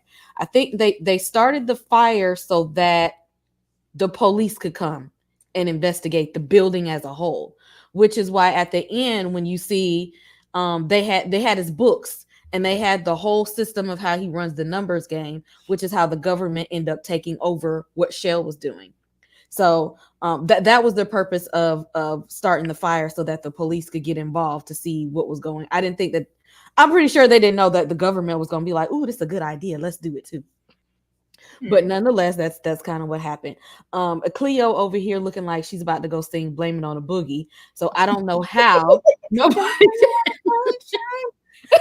I'm like, y'all don't see this little man, this little gangster. Don't shock anybody in here. Let's you gotta hide a little bit harder. But if we think about it, she was supposedly deceased for 3-4 months, maybe longer. And so I'm pretty sure within that time frame, the only other person who knew she was alive right now was Reggie. So within that time frame, I'm pretty sure that's how they became, a closer friends, because his girl is passed, her best friend is gone, her family doesn't know she's alive. He's the only one that can help protect her until they get this whole plan. And of course, they know they had to do something to get over on Shell because being that she was still alive. And so I really think that they just took that time to say, how can we not only take him down, but instead make sure that you're protected, and then this heifer that's trying to expose your story gets taken. Make sure she get a story too. Like, we can't it ain't enough for you to just run because now she out here investigating. We got to give her something so that she doesn't do your story instead. So I think that maybe he got tossed in there as a way of, we gotta give her something so she don't come out here poking and digging around like she's been doing. I just felt like there was a way, Kay, for Cleo to not have to be dead anymore. I did. D. 10 out of 10, no notes. What? Where, D? 10 out of 10, no notes. D, this was 10 out of 10, no notes. You're not taking it back. Okay, so wait. Okay. I don't quite have the smoke for Undercover Brother that you all do. But but I do think, and this is not me making an excuse, but I do think, and this isn't the only show that has suffered this, I do think, considering that a lot of shows have still been suffering consequences of the writer's strike and other behind the scenes things with budgeting and things like that, I'm thinking that this, because 7 is a very strange number to end off on, and I don't know if that was the original plan or if there was some cuts that needed to be made, but this definitely felt, and this whole sequence was a great example of that. But this whole episode felt like, okay, we got to end this. So like we have to drive forward some conclusions in a very compressed manner, and so I think that's the issue. Like we definitely needed like some deeper exploration of some things, even if we were going to get here. And I do think tonally, considering how serious this show is, this definitely felt a little more parody, satire, SNL-ish. I don't think that was the intention, but it was an odd choice, I think, to make. But I do think that contributes to a part of it. I will say that. Yeah. I was just here for Teddy in the scene. Teddy, it takes a whole lot. You went up in there against Mr. Gordon with your little stack. All right. With your lie. I would have loved a sit-down conversation of, Mama, we mourned you. I just wanted a little bit of that from Teddy, because that has to be a lot. As soon as this scene happened, I was like, "Ooh, I was right. Teddy knew this whole time." And then it was just like, "Oh, Mom, I can't believe like you're alive." And it was just like, "Yeah, get in the car, let's go." I was like, "Oh, that's it." Child, the way I would have flipped everything over. I've been holding it down, taking care of nursing Lionel, walking around here, Slappy gone. You was playing dad. Yeah, I don't want to hear that. I don't want to hear that. I just wanted one moment. But like you said, D, we need to wrap it up. We need to wrap it up. So I do understand. But yeah, this blame it on the boogie that was sending me. Shredding evidence. Seth's distrust of Maddie and Cleo's story becoming old news. Now, at this moment, I thought for like 2 seconds, like, I don't want to lose my son. I thought that's where I thought it was about to be like some revelation on Maddie's part. Like, I wouldn't want Seth. Seth, you feel this way? I thought there was going to be a moment. But in that moment of Maddie actually getting off the phone and she's talking to Bob and he's telling her about the Gordian and all this, pretty much all this story you've been working towards this entire time doesn't matter. Somebody's confessed to those murders, Cleo. Somebody's behind bars. Can't use Slappy anymore. He's about to get set free. So, yeah, we're moving on. I thought, for a minute she was going to pick Seth up off the ground. But no, she left him down there, and now he's at Milton's house, which is fine. That's what he always wanted to be. Actually, I know you didn't, but I'm asking anyway. Did you have any hope for Maddie in this moment? Maddie is incapable of human connection, like non-toxic human connection, right? And so Seth shreds it up, and she's being dramatic. Oh, you didn't have to do that. He's like, yeah, I did. And baby, yeah, you did. Yeah, you did, because she would expose you. He said, I don't need Milton to ever get an inkling that I'm not his child, because that's my safe place. You're unsafe. And she said, I would never do that to you, Seth.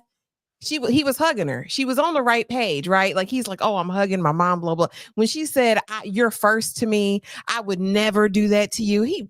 Get off me, liar. Maddie, she can't tell the truth. She cannot tell the truth. She should have just kept that comment to herself and let the hug ride out. She's incapable of positive human connection. And I hate that for Seth, but go on with your racist daddy, Seth. Go on be with Milty. Because Maddie ain't it. She's an ain't-ish mama, and she always will be. Oh.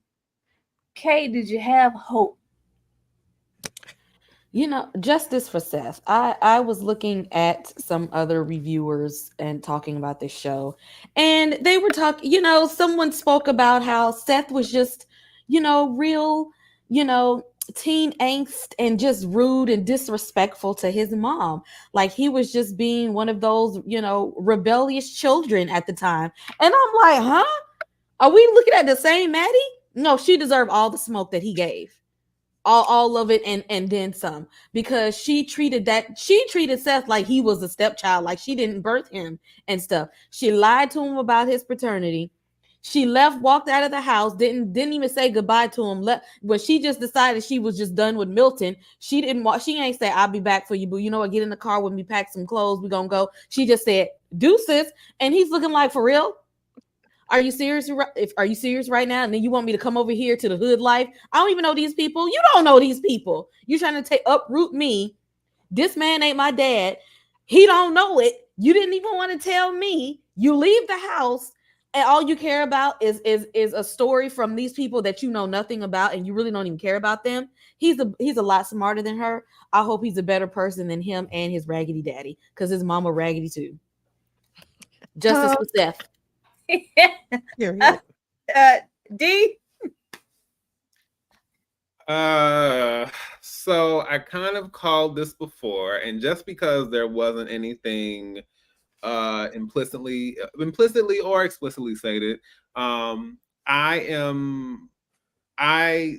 will say that I have a soft spot for Seth the sociopath, and I hope that the number that Maddie has done on him does not result in mass crime, mass murder, and his profile on 48 Hours. Oh, Nikki. I can easily take up for Maddie in a lot of instances, because I completely understand her wanting to choose her dream over her child. I know it may not be kosher, but as someone who doesn't want to have kids, I am completely F them kids all day. But I will say this scene was really hard. I was like, how the hell can I defend Maddie in this? Because I feel like even if she wanted a certain life, or even for people that don't want to have kids, or like, I would be a trash mom. Like all day I would, because I'm going to be selfish and choose me. That's why them kids don't exist.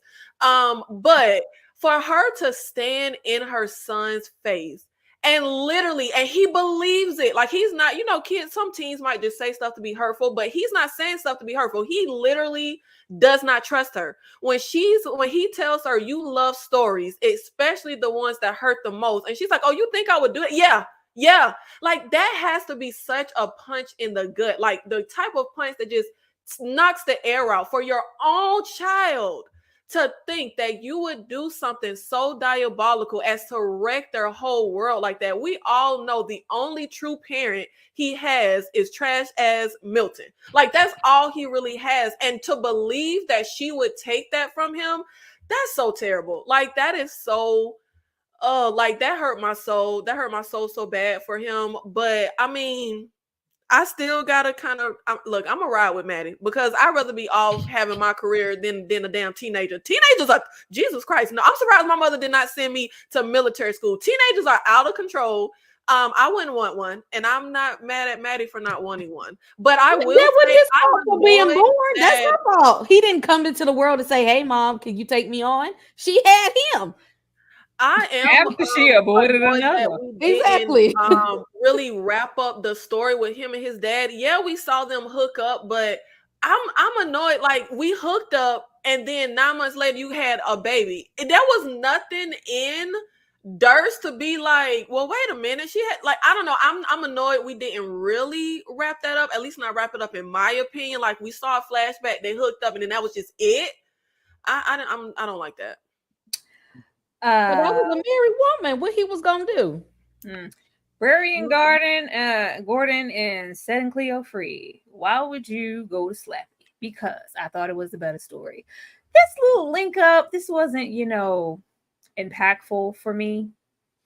I didn't care. You know what? I didn't care about a lot of things here. I expected Maddie to be dead, okay? I expected Maddie to become the lady in the lake. I felt like we were fed so much foreshadowing of Maddie getting deaded, okay? So the fact that we're meeting at this lake and Maddie's not in it, I just wasn't interested. She could have went out anyway. I didn't care. I just thought she was gonna die, and the fact that she didn't, I was honestly disappointed. So, Ashley. Yeah.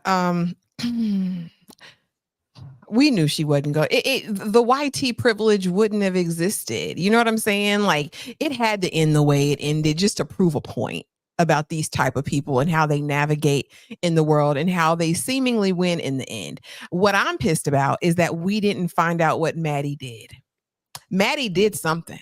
There is some diabolical truth that's wrapped up in a lie, covered up, that was never revealed. And that's what I'm mad about, not knowing. And my thing is, with Maddie, it's like, girl, she's like a dog with a bone, right? And the bone was Cleo in this story. And I think it's like you missed the forest for the trees, taking down a whole black, secret kingpin situation, like that whole network. That was the big money story. That was your headline. That was your byline. That was everything in all the papers.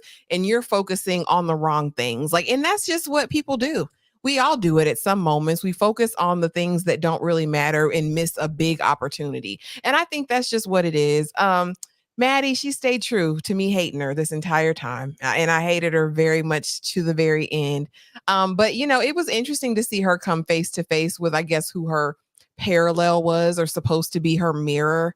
But not really. I don't know. It wasn't as fulfilling as I thought it would be, seeing them sit down across from each other and have this like little, banter. It didn't give what I thought it would. I was just here for the look. Cleo was giving, Whitney Houston in Bodyguard, Stop the Plane. Frank, you could have drowned him, Frank. It was giving Whitney, and I was here for that. D? I mean, I was hoping for, I was either expecting, and if not expecting, I was at least hoping for this scene to involve a shank. And it didn't. So I wasn't really sure what to do after that.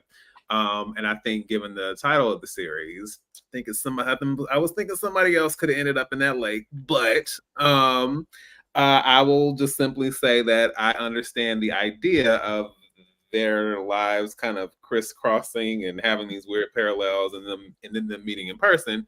But yeah, I just think the shank would have really set it off for me. Nikki? I will always ride for the people that are selfish. And for the women that want to hoe around, even though Maddie didn't hoe around, she was with 4 men. That's light work. She was with 4 men her whole life. Okay. But I am very much here for Maddie getting her happy ending. They had their little meetup.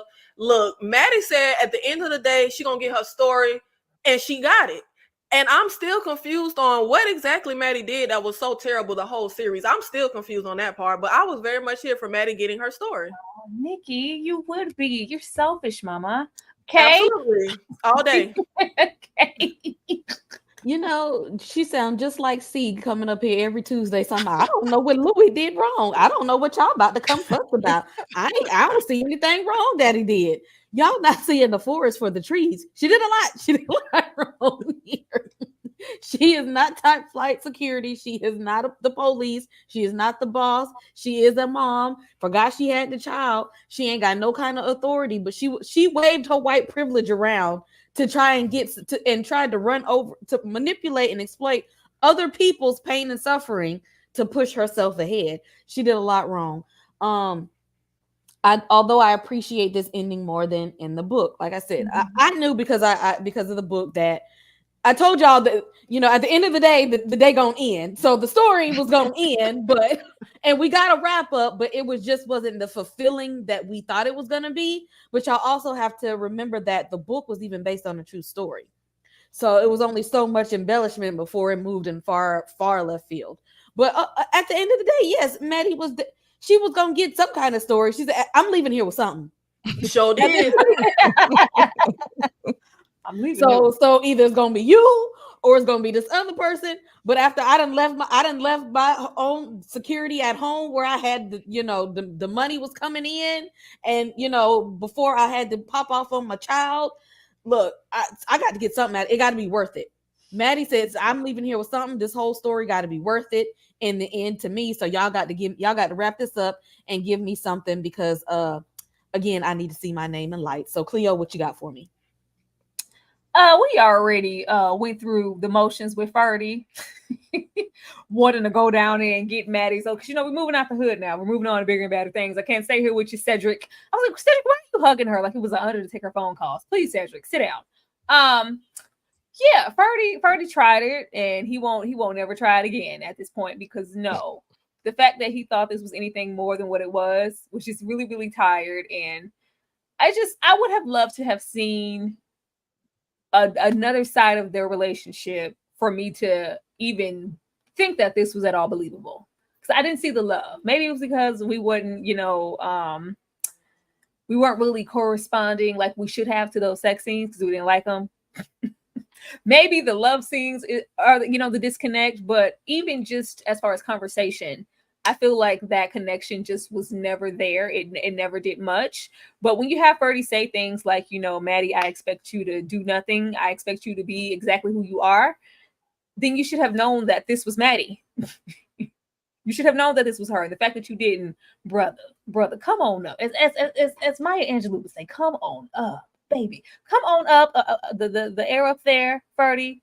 We expected more, black man, and it didn't give what it was supposed to give. And Maddie said, you're more than welcome to pull up and, drop it off in my drawers at nighttime. Not in the morning, okay? You still may have to come through the back window, but you're more than welcome to do that. Outside of that, I'm not settling. I don't want to do none of that. I just got free. I just got free. I don't want to be locked down to nobody.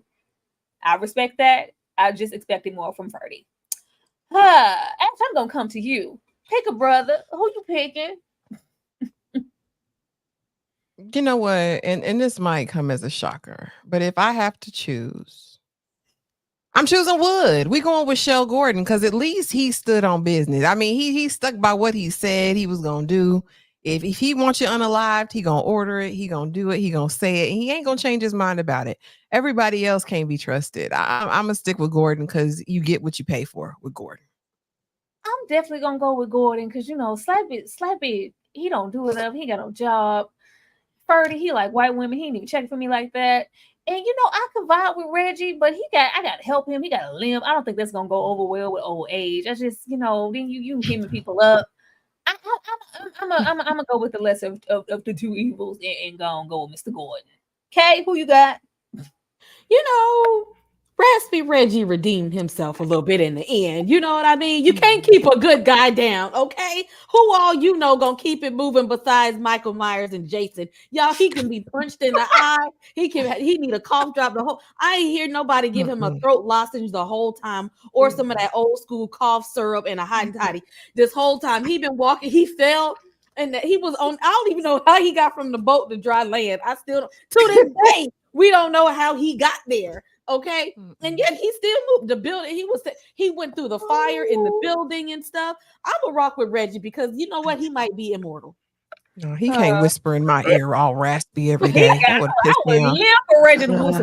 Oh, you just looking so good. And I just love that dress. You look real nice. I'm gonna take you down after I give you this heroin. What? Excuse me? I want to know why everybody got a nice picture and you got Reggie looking like this. Like, this ain't right. He look like this. So you could have let him give him the first time. This is random. This is random. Okay. Ferdy too much of a duck. Reggie is a dumb criminal. Slappy ain't got a job. It's gonna have to be diabolical, untrustworthy. I do it for the black community, but I'm killing people in the black community. Shell Gordon. Okay, Nino Brown did the same thing. Y'all don't be see where the local drug dealers be passing out Thanksgiving turkeys and toys and stuff on Christmas. Okay, sometimes they got to play their role. What is this? I have commentary on this. Tag me in, please. D, you want to be tagged? Yes, I would just like to say this. I think there's a lot of disrespect for Reggie that is unwarranted in this situation, because ultimately no one else in this group that has been shown can like take you to a private little corner and say, there's a wheezing in my bedroom. Champion for you, boy. Who else is going to give you a wheezing in your bedroom? D. Dora loved it. Dora loved it. Don't be there. Yeah, no, we won't want to hear that. That's the last thing we want to hear. See, he gonna pass out before we hit the second verse. I'm okay. We not gonna do that. We're gonna do that. Let's just go on and close this off with these people in these extra happy endings, because we put a nice little cute bow on it for Maddie and for Cleo. Maddie finds her purpose and legacy. It was always my story, Maddie, the author. Maddie looked cute in a little pantsuit. Maddie looked cute in her pantsuit. Maddie got her curls. She got a couple of tracks in the back. It was giving what needed to be gave.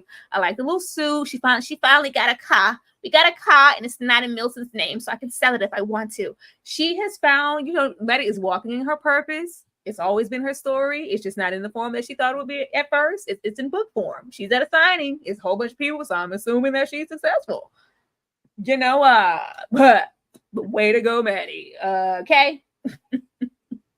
You better go, Alma, giving everybody in this show your curly hair. Child, every girl at one point in this show had some wavy curly hair. I see you. You better give everybody that curly wavy hair. Maybe this is the life she always wanted. So I hope when she goes home at night and there's no one there, not even Seth, when she goes home and she by herself alone at night plotting on her next move so that people can know her, to give her whatever accolades that she need externally. I hope it's all worth it. I hope that she is living her best life. Although at the end of the day, I hope she know what it cost her. And you know what? I don't even know who all she had to sell it to get up there. But I hope it was worth it, Maddie. Not sell it to, Kay. Nikki? When I go home alone at night and I don't have no man in my face getting on my nerves, and I don't have no child in my face saying they got a school project due tomorrow, they need me to bake cupcakes for the class, I am living my best MFing life, okay? I am all the way here for Maddie's happy ending. Y'all already know that was what I was going to say. Let's not pretend there are not women every day losing their identity as a mom and as a wife and don't live for themselves. So big up to Maddie for saying, you know what? If anybody's going to look at this, I want to live for myself. This is what I want to do. And I'm home by myself with my books that I wrote. I got my signing. I'm successful and I'm living life on my accord. And we ain't see Maddie sell her ass not once in this showcase. So let's not even put that on Maddie. Okay, Maddie ain't sell nothing but her books. Okay, thank you. Ashley. Yeah, I don't care. The devil wins sometimes. You know what I mean? That's all. The devil wins sometimes. And that was just the example that you can be a hellish, demonic individual in this world, walking about, roaming to and fro, thinking about only yourself and putting yourself first, and still come out smelling like roses at the end of the day. Hey, whatever it took, right? Only a couple dead bodies, only a couple stabbings with butter knives, only a couple brokenhearted black men. Whatever it takes, Maddie. Go on, girl. Assaulting your son in public, abandoning him, leaving with a person that ain't even his real daddy. Deep. Go, Maddie. Listen, Maddie's time in the hood did not go unnoticed, because I truly appreciate it. Like, listen, some things you learn, and the hood is a place of resources. So I wasn't expecting it, and I was truly I actually appreciated the the kinky Kanekalon bust down that she was giving us here. Like I'm like, all right, like give us something. Then yeah. So I'm not surprised. As far as the story, this is what she wanted. This is what, and she was willing to do what was needed to get there. And in the words of a very famous singer, the record shows she took the blows literally to the gut, and she did it her way. She did. She did. I could. I at this point, I wasn't even mad at Maddie. I was like, Maddie, if Maddie wasn't dead, I was like, okay, well, Maddie got what she wanted in the end. But it's not like we don't see scenarios like this, especially when we're getting over into privilege and whatnot. Normally, they do get what they want. So go off, Maddie. Go off and shake them bundles and pay Freddie a visit. He misses you. Let's go on over here with Cleo.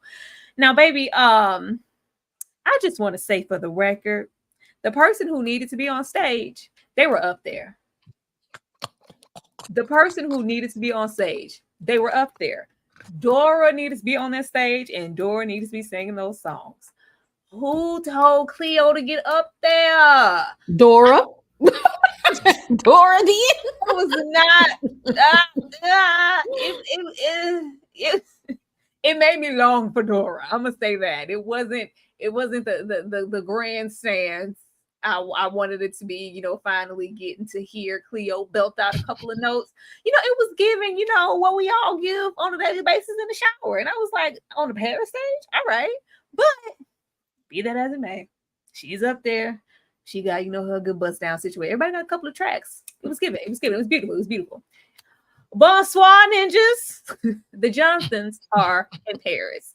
Now we see Slappy get out because, of course, Reggie took that bid, and we take our family. From what we could see, I wish we got a little bit more footage of, but from what we could see, we got the boys, we got Slappy, and we're in Paris, and we're living our best life and doing what Dora wasn't able to do. And this is probably in Cleo's mind, in Dora's memory. So, okay, I'll let y'all have that, but y'all know how I feel about Dora's death.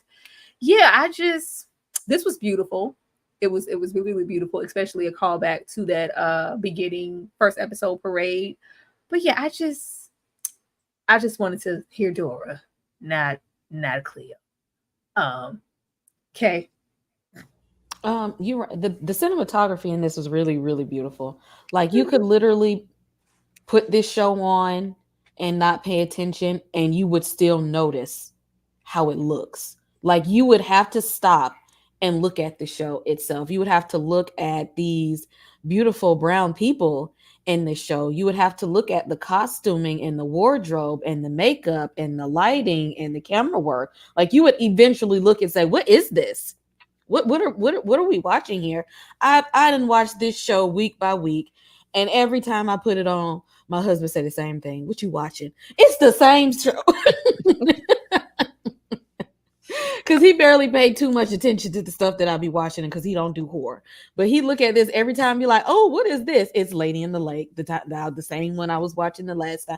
This is really eye-catching, and it will really pull you in. So I really love how it was shot. Yeah, Dora was the one that had to, she had the vocals, okay? She was really giving it to you. But Cleo is doing this out of her honor because, she didn't really pour into her career as she was supposed to. She gonna get better with time. Give her a little bit to build it back up while she's in Paris. But right now, they are ninjas in Paris, and they really don't care. People just wanted to come see a show. They just want to see a show. I'm saying them comments. Am I the only one who saw Cleo board the trout boat, whatever situation? The boys were there, were they not? Or the boys, yes, they was with them. The boys are They're there. She didn't leave them kids. She didn't leave them kids. Now Maddie left that kid. She might, see him around the her babies. But Cleo took the kids with her to Paris. Ashley? I said, first we all look alike. Now we all sound alike. Ain't no way they heard a record or recording of Dora and then heard this heifer sing and said, oh, you're Dora. No, they didn't. They ain't do that. You'd be surprised. But listen, go off, sis. Like, go off. Do your big thing in Paris. Maybe it sound different there. But to agree, she was not the master vocalist. there, but do what you got to do. And I was like, y'all in the chat at first, Tyra had to let me know because I was like, where the boys at? Are they? Well, I guess they couldn't come to the club. Slappy being Slappy, good, good for them. The whole running off at this point after the trouble was gone, but someone did say, I think Miss Kira Speaks said, well, you can't fake your death, right? She'd have to be held accountable for that. So maybe that's the reason she had to leave her identity. We'll see how Paris does them, but yeah, good job. I think she should look for another calling though. I don't know if this career in song will be long-lived for Cleo, but here's to Paris. D, were the vocals giving? I mean, I think she got a nice voice saying yeah around the house, right? Yeah, I'm not mad at it. It's not quite giving the tip of the tongue and the edge of the lip, the tip of the tongue. Like I feel like we need a little more something. But hey, the Parisians seem to be vibing with it, then we'll roll with that, I suppose. Yeah, I mean, yeah, we listen. I am all for the expats. I'm currently planning my trajectory for that one of these days. So hey, I like seeing but yeah, I do enjoy seeing that, and ultimately, whether it was her intention or not, Dora in the end became an explorer. Nikki, I want to know how that little jaundice baby got to Paris, because T-Boz said when you got sickle cell and you be trying to be on planes and trains and boats and tour buses, you go into episodes, and that baby been half dead the whole series. So I don't know how that happened, but I don't think that her singing is right. She can hold a note. She's not Dora, but I don't think her singing is bad. But y'all know the only thing I care about: do Slappy got a job or not? Like that's really all I care about, because I guess he's still gonna be a deadbeat. Like ain't a damn thing changed but they zip code, I guess. Bonsoir. Out there cruising, supporting her, from the sidelines like always. But that's Lady in the Lake for you.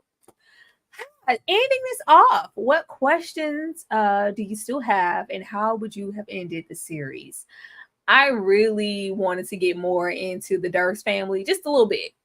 I feel that we kind of glossed over that after there was a kind of stamp that Teddy Durst is Seth's father, and we just didn't explore anything. As far as Alan Durst's dad, Mr. Durst, I needed a little bit more of that. That would have been nice. I did want to see the kids' reaction to the mother, just popping up like, we mourned you. I did want to see that. And just as far as ending it, I just really thought that we would have death with all of the imagery of the lamb and the baby with the jaundice, little Lionel, whether it was that or Tessie or all that foreshadowing with Maddie or just the voiceovers in the beginning. I knew that there was going to be an additional body in that lake, and it was going to have a vibe of... The interesting part for me was trying to figure out who was going to put Maddie in that lake. I thought we were going to end here with who was about to knock Maddie off, who was coming. You couldn't tell me it wasn't going to be a birdie. I thought somebody was going to take Maddie out, and it was going to be like you were your own, undoing, because you were so invested in this story and the Lady in the Lake, and you became the Lady in the Lake. So everybody kind of getting what they wanted in the end, down to Maddie. That was not on my bingo card. I thought we were looking into some death, but we did not. We kind of had low-key happy ending outside of Reggie, getting locked up and doing a bid. I mean, it was nice though. From what I saw, what was there in that book, there was an amazing job done with what we could have got. But just based off of the narrative that we got for those first, probably 4 or 5 episodes, you couldn't tell me Maddie wasn't gonna die. Ashley? So hear me out, right? I wanted to know what happened to Daddy Durst. I believe that Maddie unalived him. Show me that story. Tell me that. You know what I'm saying? Also, give me some resolution on these kids. Let me know that Teddy and baby brother are well adjusted and okay. Give me more on why Ferdy is acting impotent. Like, I just wanted him to spaz. Give me some anger. Give me some rage. I don't need a docile black man. Do you hear me? Like, his whole 30-year career ruined out the window, and then you don't even want to be with him. Give me a little bit of rage. Like, give me a little bit of something from him. But as far as me, yeah, Maddie needed to go. She needed to be unalived. By Cleo would have been my preference. That would have been great. That would have been poetic. Yeah, and I would have liked to have seen Slappy get a job. And that's it. The fact that you want Maddie to be an unaliver, that's what it is to me. Like, she did something to that father. I need to tell me she did. Ashley's not gonna let that go. Nikki, what do you feel like we missed out on here, and how would you have ended the series? I feel like we went around the block just to go across the street. I really cannot believe that everything turned out so simple. I mean, even as far as like Stefan being the killer and Dora being in the lake, I thought this was like, and maybe I had the wrong idea going into the show because I didn't watch any trailers, but I thought this was like a mystery, and I didn't know that the dots would be connected in such a simple way. That was very unsatisfying for me. But I do feel like Maddie should have got some type of comeuppance, reckoning, even if it wasn't losing her life, because like you said, there were voiceovers of Cleo kind of like foreshadowing. What was the scene with all the thousands of Cleos and Maddie eulogy? Like, what was all that supposed to mean or be if there was no like reckoning or comeuppance for her? That's very confusing for me. I definitely would have included some type of way the Durst family in everything present day, because it kind of felt like, well, why were they here? Like, y'all could have just gave us a flashback of them getting it on to tell us that was his dad. Like, we didn't even need them. So, like, I just didn't get, and I understand it's in there as a part of Maddie's history and character, but it just felt to me like there was something sinister or something in Maddie's history with the Durst family. They just kept alluding to things. And y'all know Ashley just want to put a body on Maddie, but I am with Ashley, and I do think that they made it seem like Maddie did something. Like, how were you able to know what Tessie's body was? Like, all of those things, like, it annoys me that it really went nowhere and it really didn't mean anything. I don't like that. But just as an episode of television, the finale was fine. Like, it was an enjoyable enough episode of TV, but as far as a closing and a wrap up to the story of Cleo and Maddie and the lady in the lake and Tessie Durst, it wasn't satisfying for me. D? Like I said, just I needed a scenario with Maddie that involved a shank and her getting slam dunked in the lake. I mean, there needs to be a lady in the lake. So if there is no longer a lady in the lake, then it is time to replace the lady with another lady, and I have a good candidate who could replace her. So yes, I do think for all the, and like I said, and I'm not making excuses, but I am wondering, like, what did anything get cut, condensed, or because it really had that feel for me. And so I think a lot of what was shown just kind of felt like false leads, or like just these loose ends that really didn't go anywhere. And I don't think, for me, I don't think you always have to dot every I and dot every I and cross every T in theory.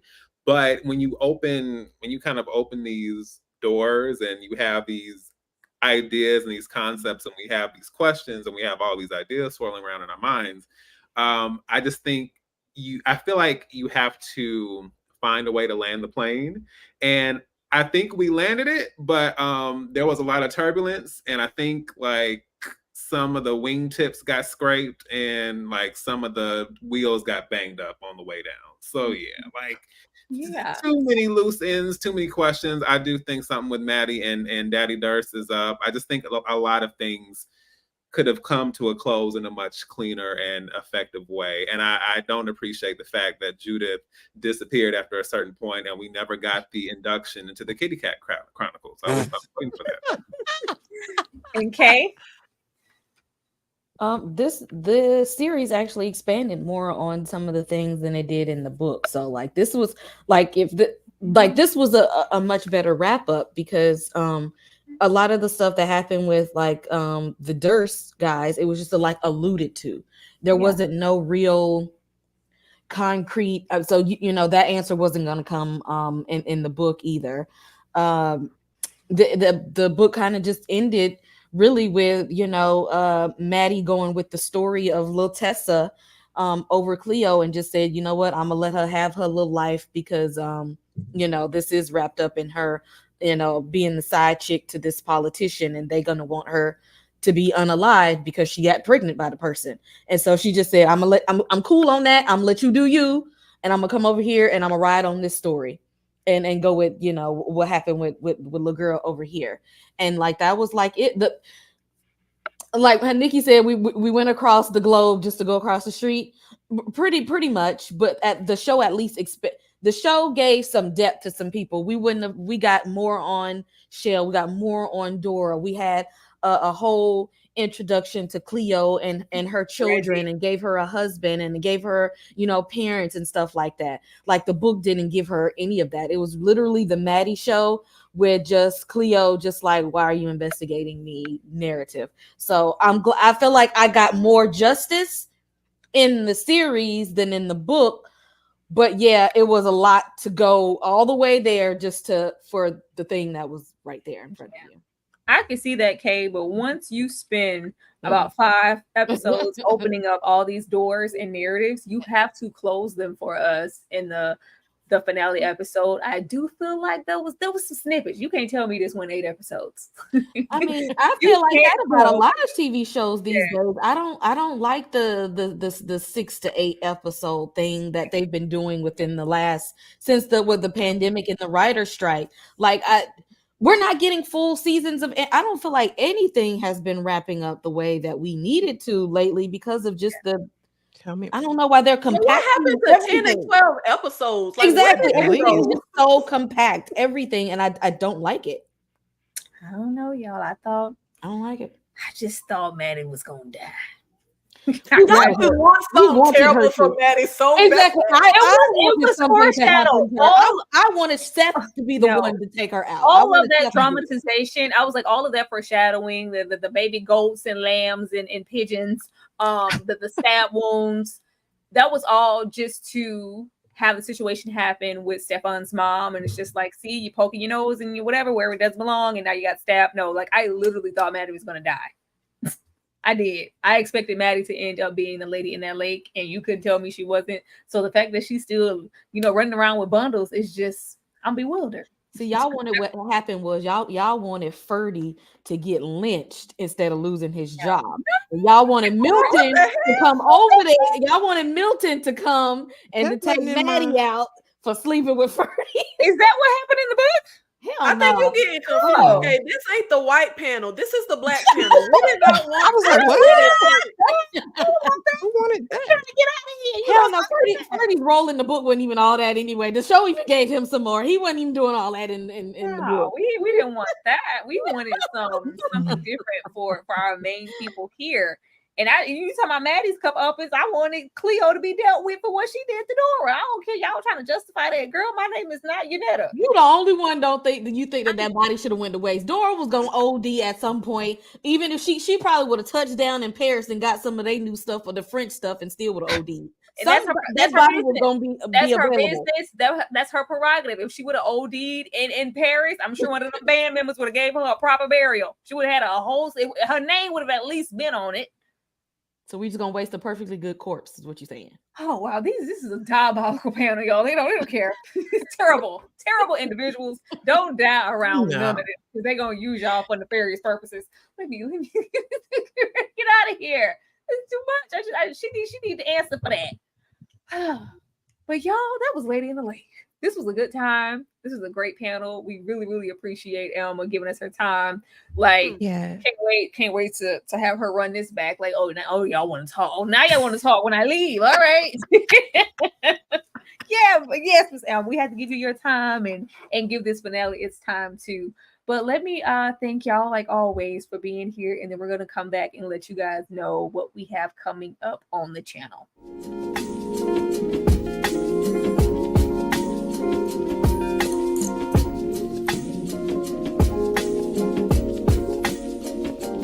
Ruling the way that I move. Now breathe your air.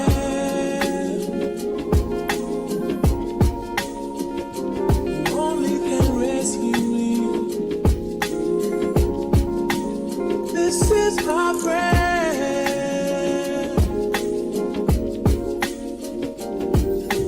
If you are mine, if you are mine, I wouldn't want to go to heaven. Cherish the day, won't go astray. Come on, Sade. I miss these little breaks. I gotta use that song for something else. D, I'm gonna come to you first. Let the people know what you got coming up on your channel. Hey everyone, this is the Movieman, fellow cinephile, popcorn addict, and emerging film critic, coming to you all with reliable recaps, reviews, and reactions.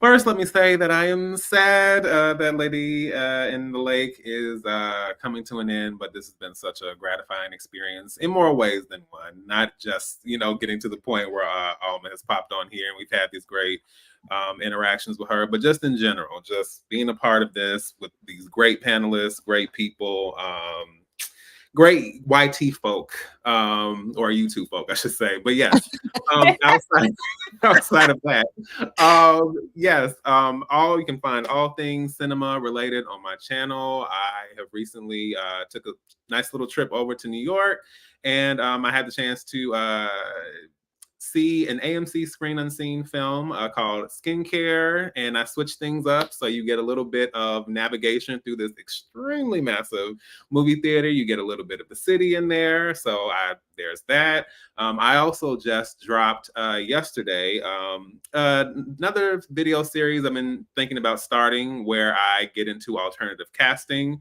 for certain films and just understanding like the people who might have made it into certain roles and how very different those films would have looked. So check that out as well. And lastly, I'm literally about to post tomorrow my review for Alien Romulus. Didn't have a chance to see it when it came out, but I just saw it and I have some thoughts. So yes, I would definitely appreciate the support. Feel free to do all the things that we want you to do on our channels, and yeah, I would absolutely love to have you. Thank you, D. Ashley, with the sweet perspective, what you got coming up, girl? Child, you already know. So if you go out, you can find the individual recap review for Lady in the Lake tonight. I will have episodes 1 and 2 of Reasonable Doubt, that review up, along with another from An Interview with a Vampire, episode 6. Don't forget, Tuesday we talk vampires. Tomorrow night we are talking Tyler Perry, honey. And then we have Love is Blind this week. We have Reasonable Doubt and Bel Air, y'all. So please just make sure you're subscribed to everyone. Hit that notification bell so you don't miss anything. And thanks so much for hosting. What a beautiful experience and a beautiful show. If you watching this after the fact, we still loved it. Okay, it was beautiful. It was. We never said that. Never said we didn't do that. We love this. We love it. But we gonna critique it. Period. A Night of Horror. Nikki, what do you have coming up on your channel? Yes, hello, beautiful people. I am Nikki. My channel is A Night of Horror, where I do mostly horror content, but I also do other genres as well, recaps of TV shows. I also have my Alien Romulus video coming, and I will also be ranking all of the movies in the Alien franchise. I just dropped my review on Trap, which I might be the only person on the planet that really liked that movie, but check it out for my full adults. I also have my video coming up on Cuckoo, that new movie, and also for the non-horror fans, I have my review up or coming up for the new movie by John Woo called The Killer. And as well as every Saturday is Horror Saturdays, I have my KillerCon live horror panel where Kay and Tyra are there with me, as well as a special guest. We play games, we talk horror, fun horror topics, serious horror topics. And upcoming, I will be covering the From TV show. And we have another horror series coming that escapes my mind right now, but I have a lot of stuff coming up. So just subscribe to the if I can talk, subscribe to the channel and just have your bell notification on so you know everything that's coming up. I also do my live watch-alongs, breakdowns of TV shows, movies, my tier list ranking. I did my summer horror tier list with Kay. We did that a few weeks ago. If you haven't checked that out, I also did Would I Survive These Horror Icons tier list ranking. Who would I survive and who would I die by? So that is there as well. Thank you so much. I will see you in whatever we do next. You muted, Tyra. Uh-oh. I ain't never muted y'all. Who did? Who said that? Who did that? Last but not least, Kay, tell the people what you have coming up. Go ahead, Kay. I'm gonna run this down really, really quickly. Okay, tomorrow we have Why Did I Get Married 2? Y'all, the first review was hilarious. Run it back again tomorrow. Tuesdays are for Interview with the Vampire. Let's see, we got Love is Blind, Bel Air, Reasonable Doubt, Horror Panel. I'm trying to get these reviews out for Long Legs and Oddity. September is coming up. We have Grotesquerie coming. Y'all just hit that subscribe button because we got a lot of content coming and we need you to be there. And thank you to everybody who came and watched this interview, watched this review, stuck around with us, watching Lady in the Lake, here for our reviews, commentary, and all the things foolishness. So thank y'all. Absolutely, absolutely. We do work together quite often, y'all. I did put in the chat that we have things like Grotesquerie from the Aaron Hernandez show, the new Chaos show that will be out on Netflix. But we all work together to correspond in these streams. So it's important that you are subscribed to everybody here, because I might be hosting Grotesquerie, Kay could be hosting From, Ashley could be hosting Chaos, but we're all going to be doing things together as a group. Subscribe to everybody. Subscribe to everybody to make sure that you are not missing out on anything. But Grotesquerie, the FX series From, and also the Aaron Hernandez, that's also a Ryan Murphy series, also on FX, and Chaos. I know most definitely those are things that are going to be coming up, so be on the lookout for those 4 shows. And please join us tomorrow to get all off up into Tyler Perry. Please join us for that. It's always, a really, really good time, as well as, Tuesdays when we talk Interview with the Vampire. But you guys have been amazing. Alma was absolutely amazing. And we hope we get the opportunity to speak with and correspond with people from the show. This is what we need. Do more of this. Do more of this. So, really tap into the audience. And I hope y'all had just as much fun as we did. And be on the lookout for whatever we have coming up next. There's going to be the same input and energy put into every single live. Support us so we can support y'all. But we will see y'all tomorrow. Y'all have a good night.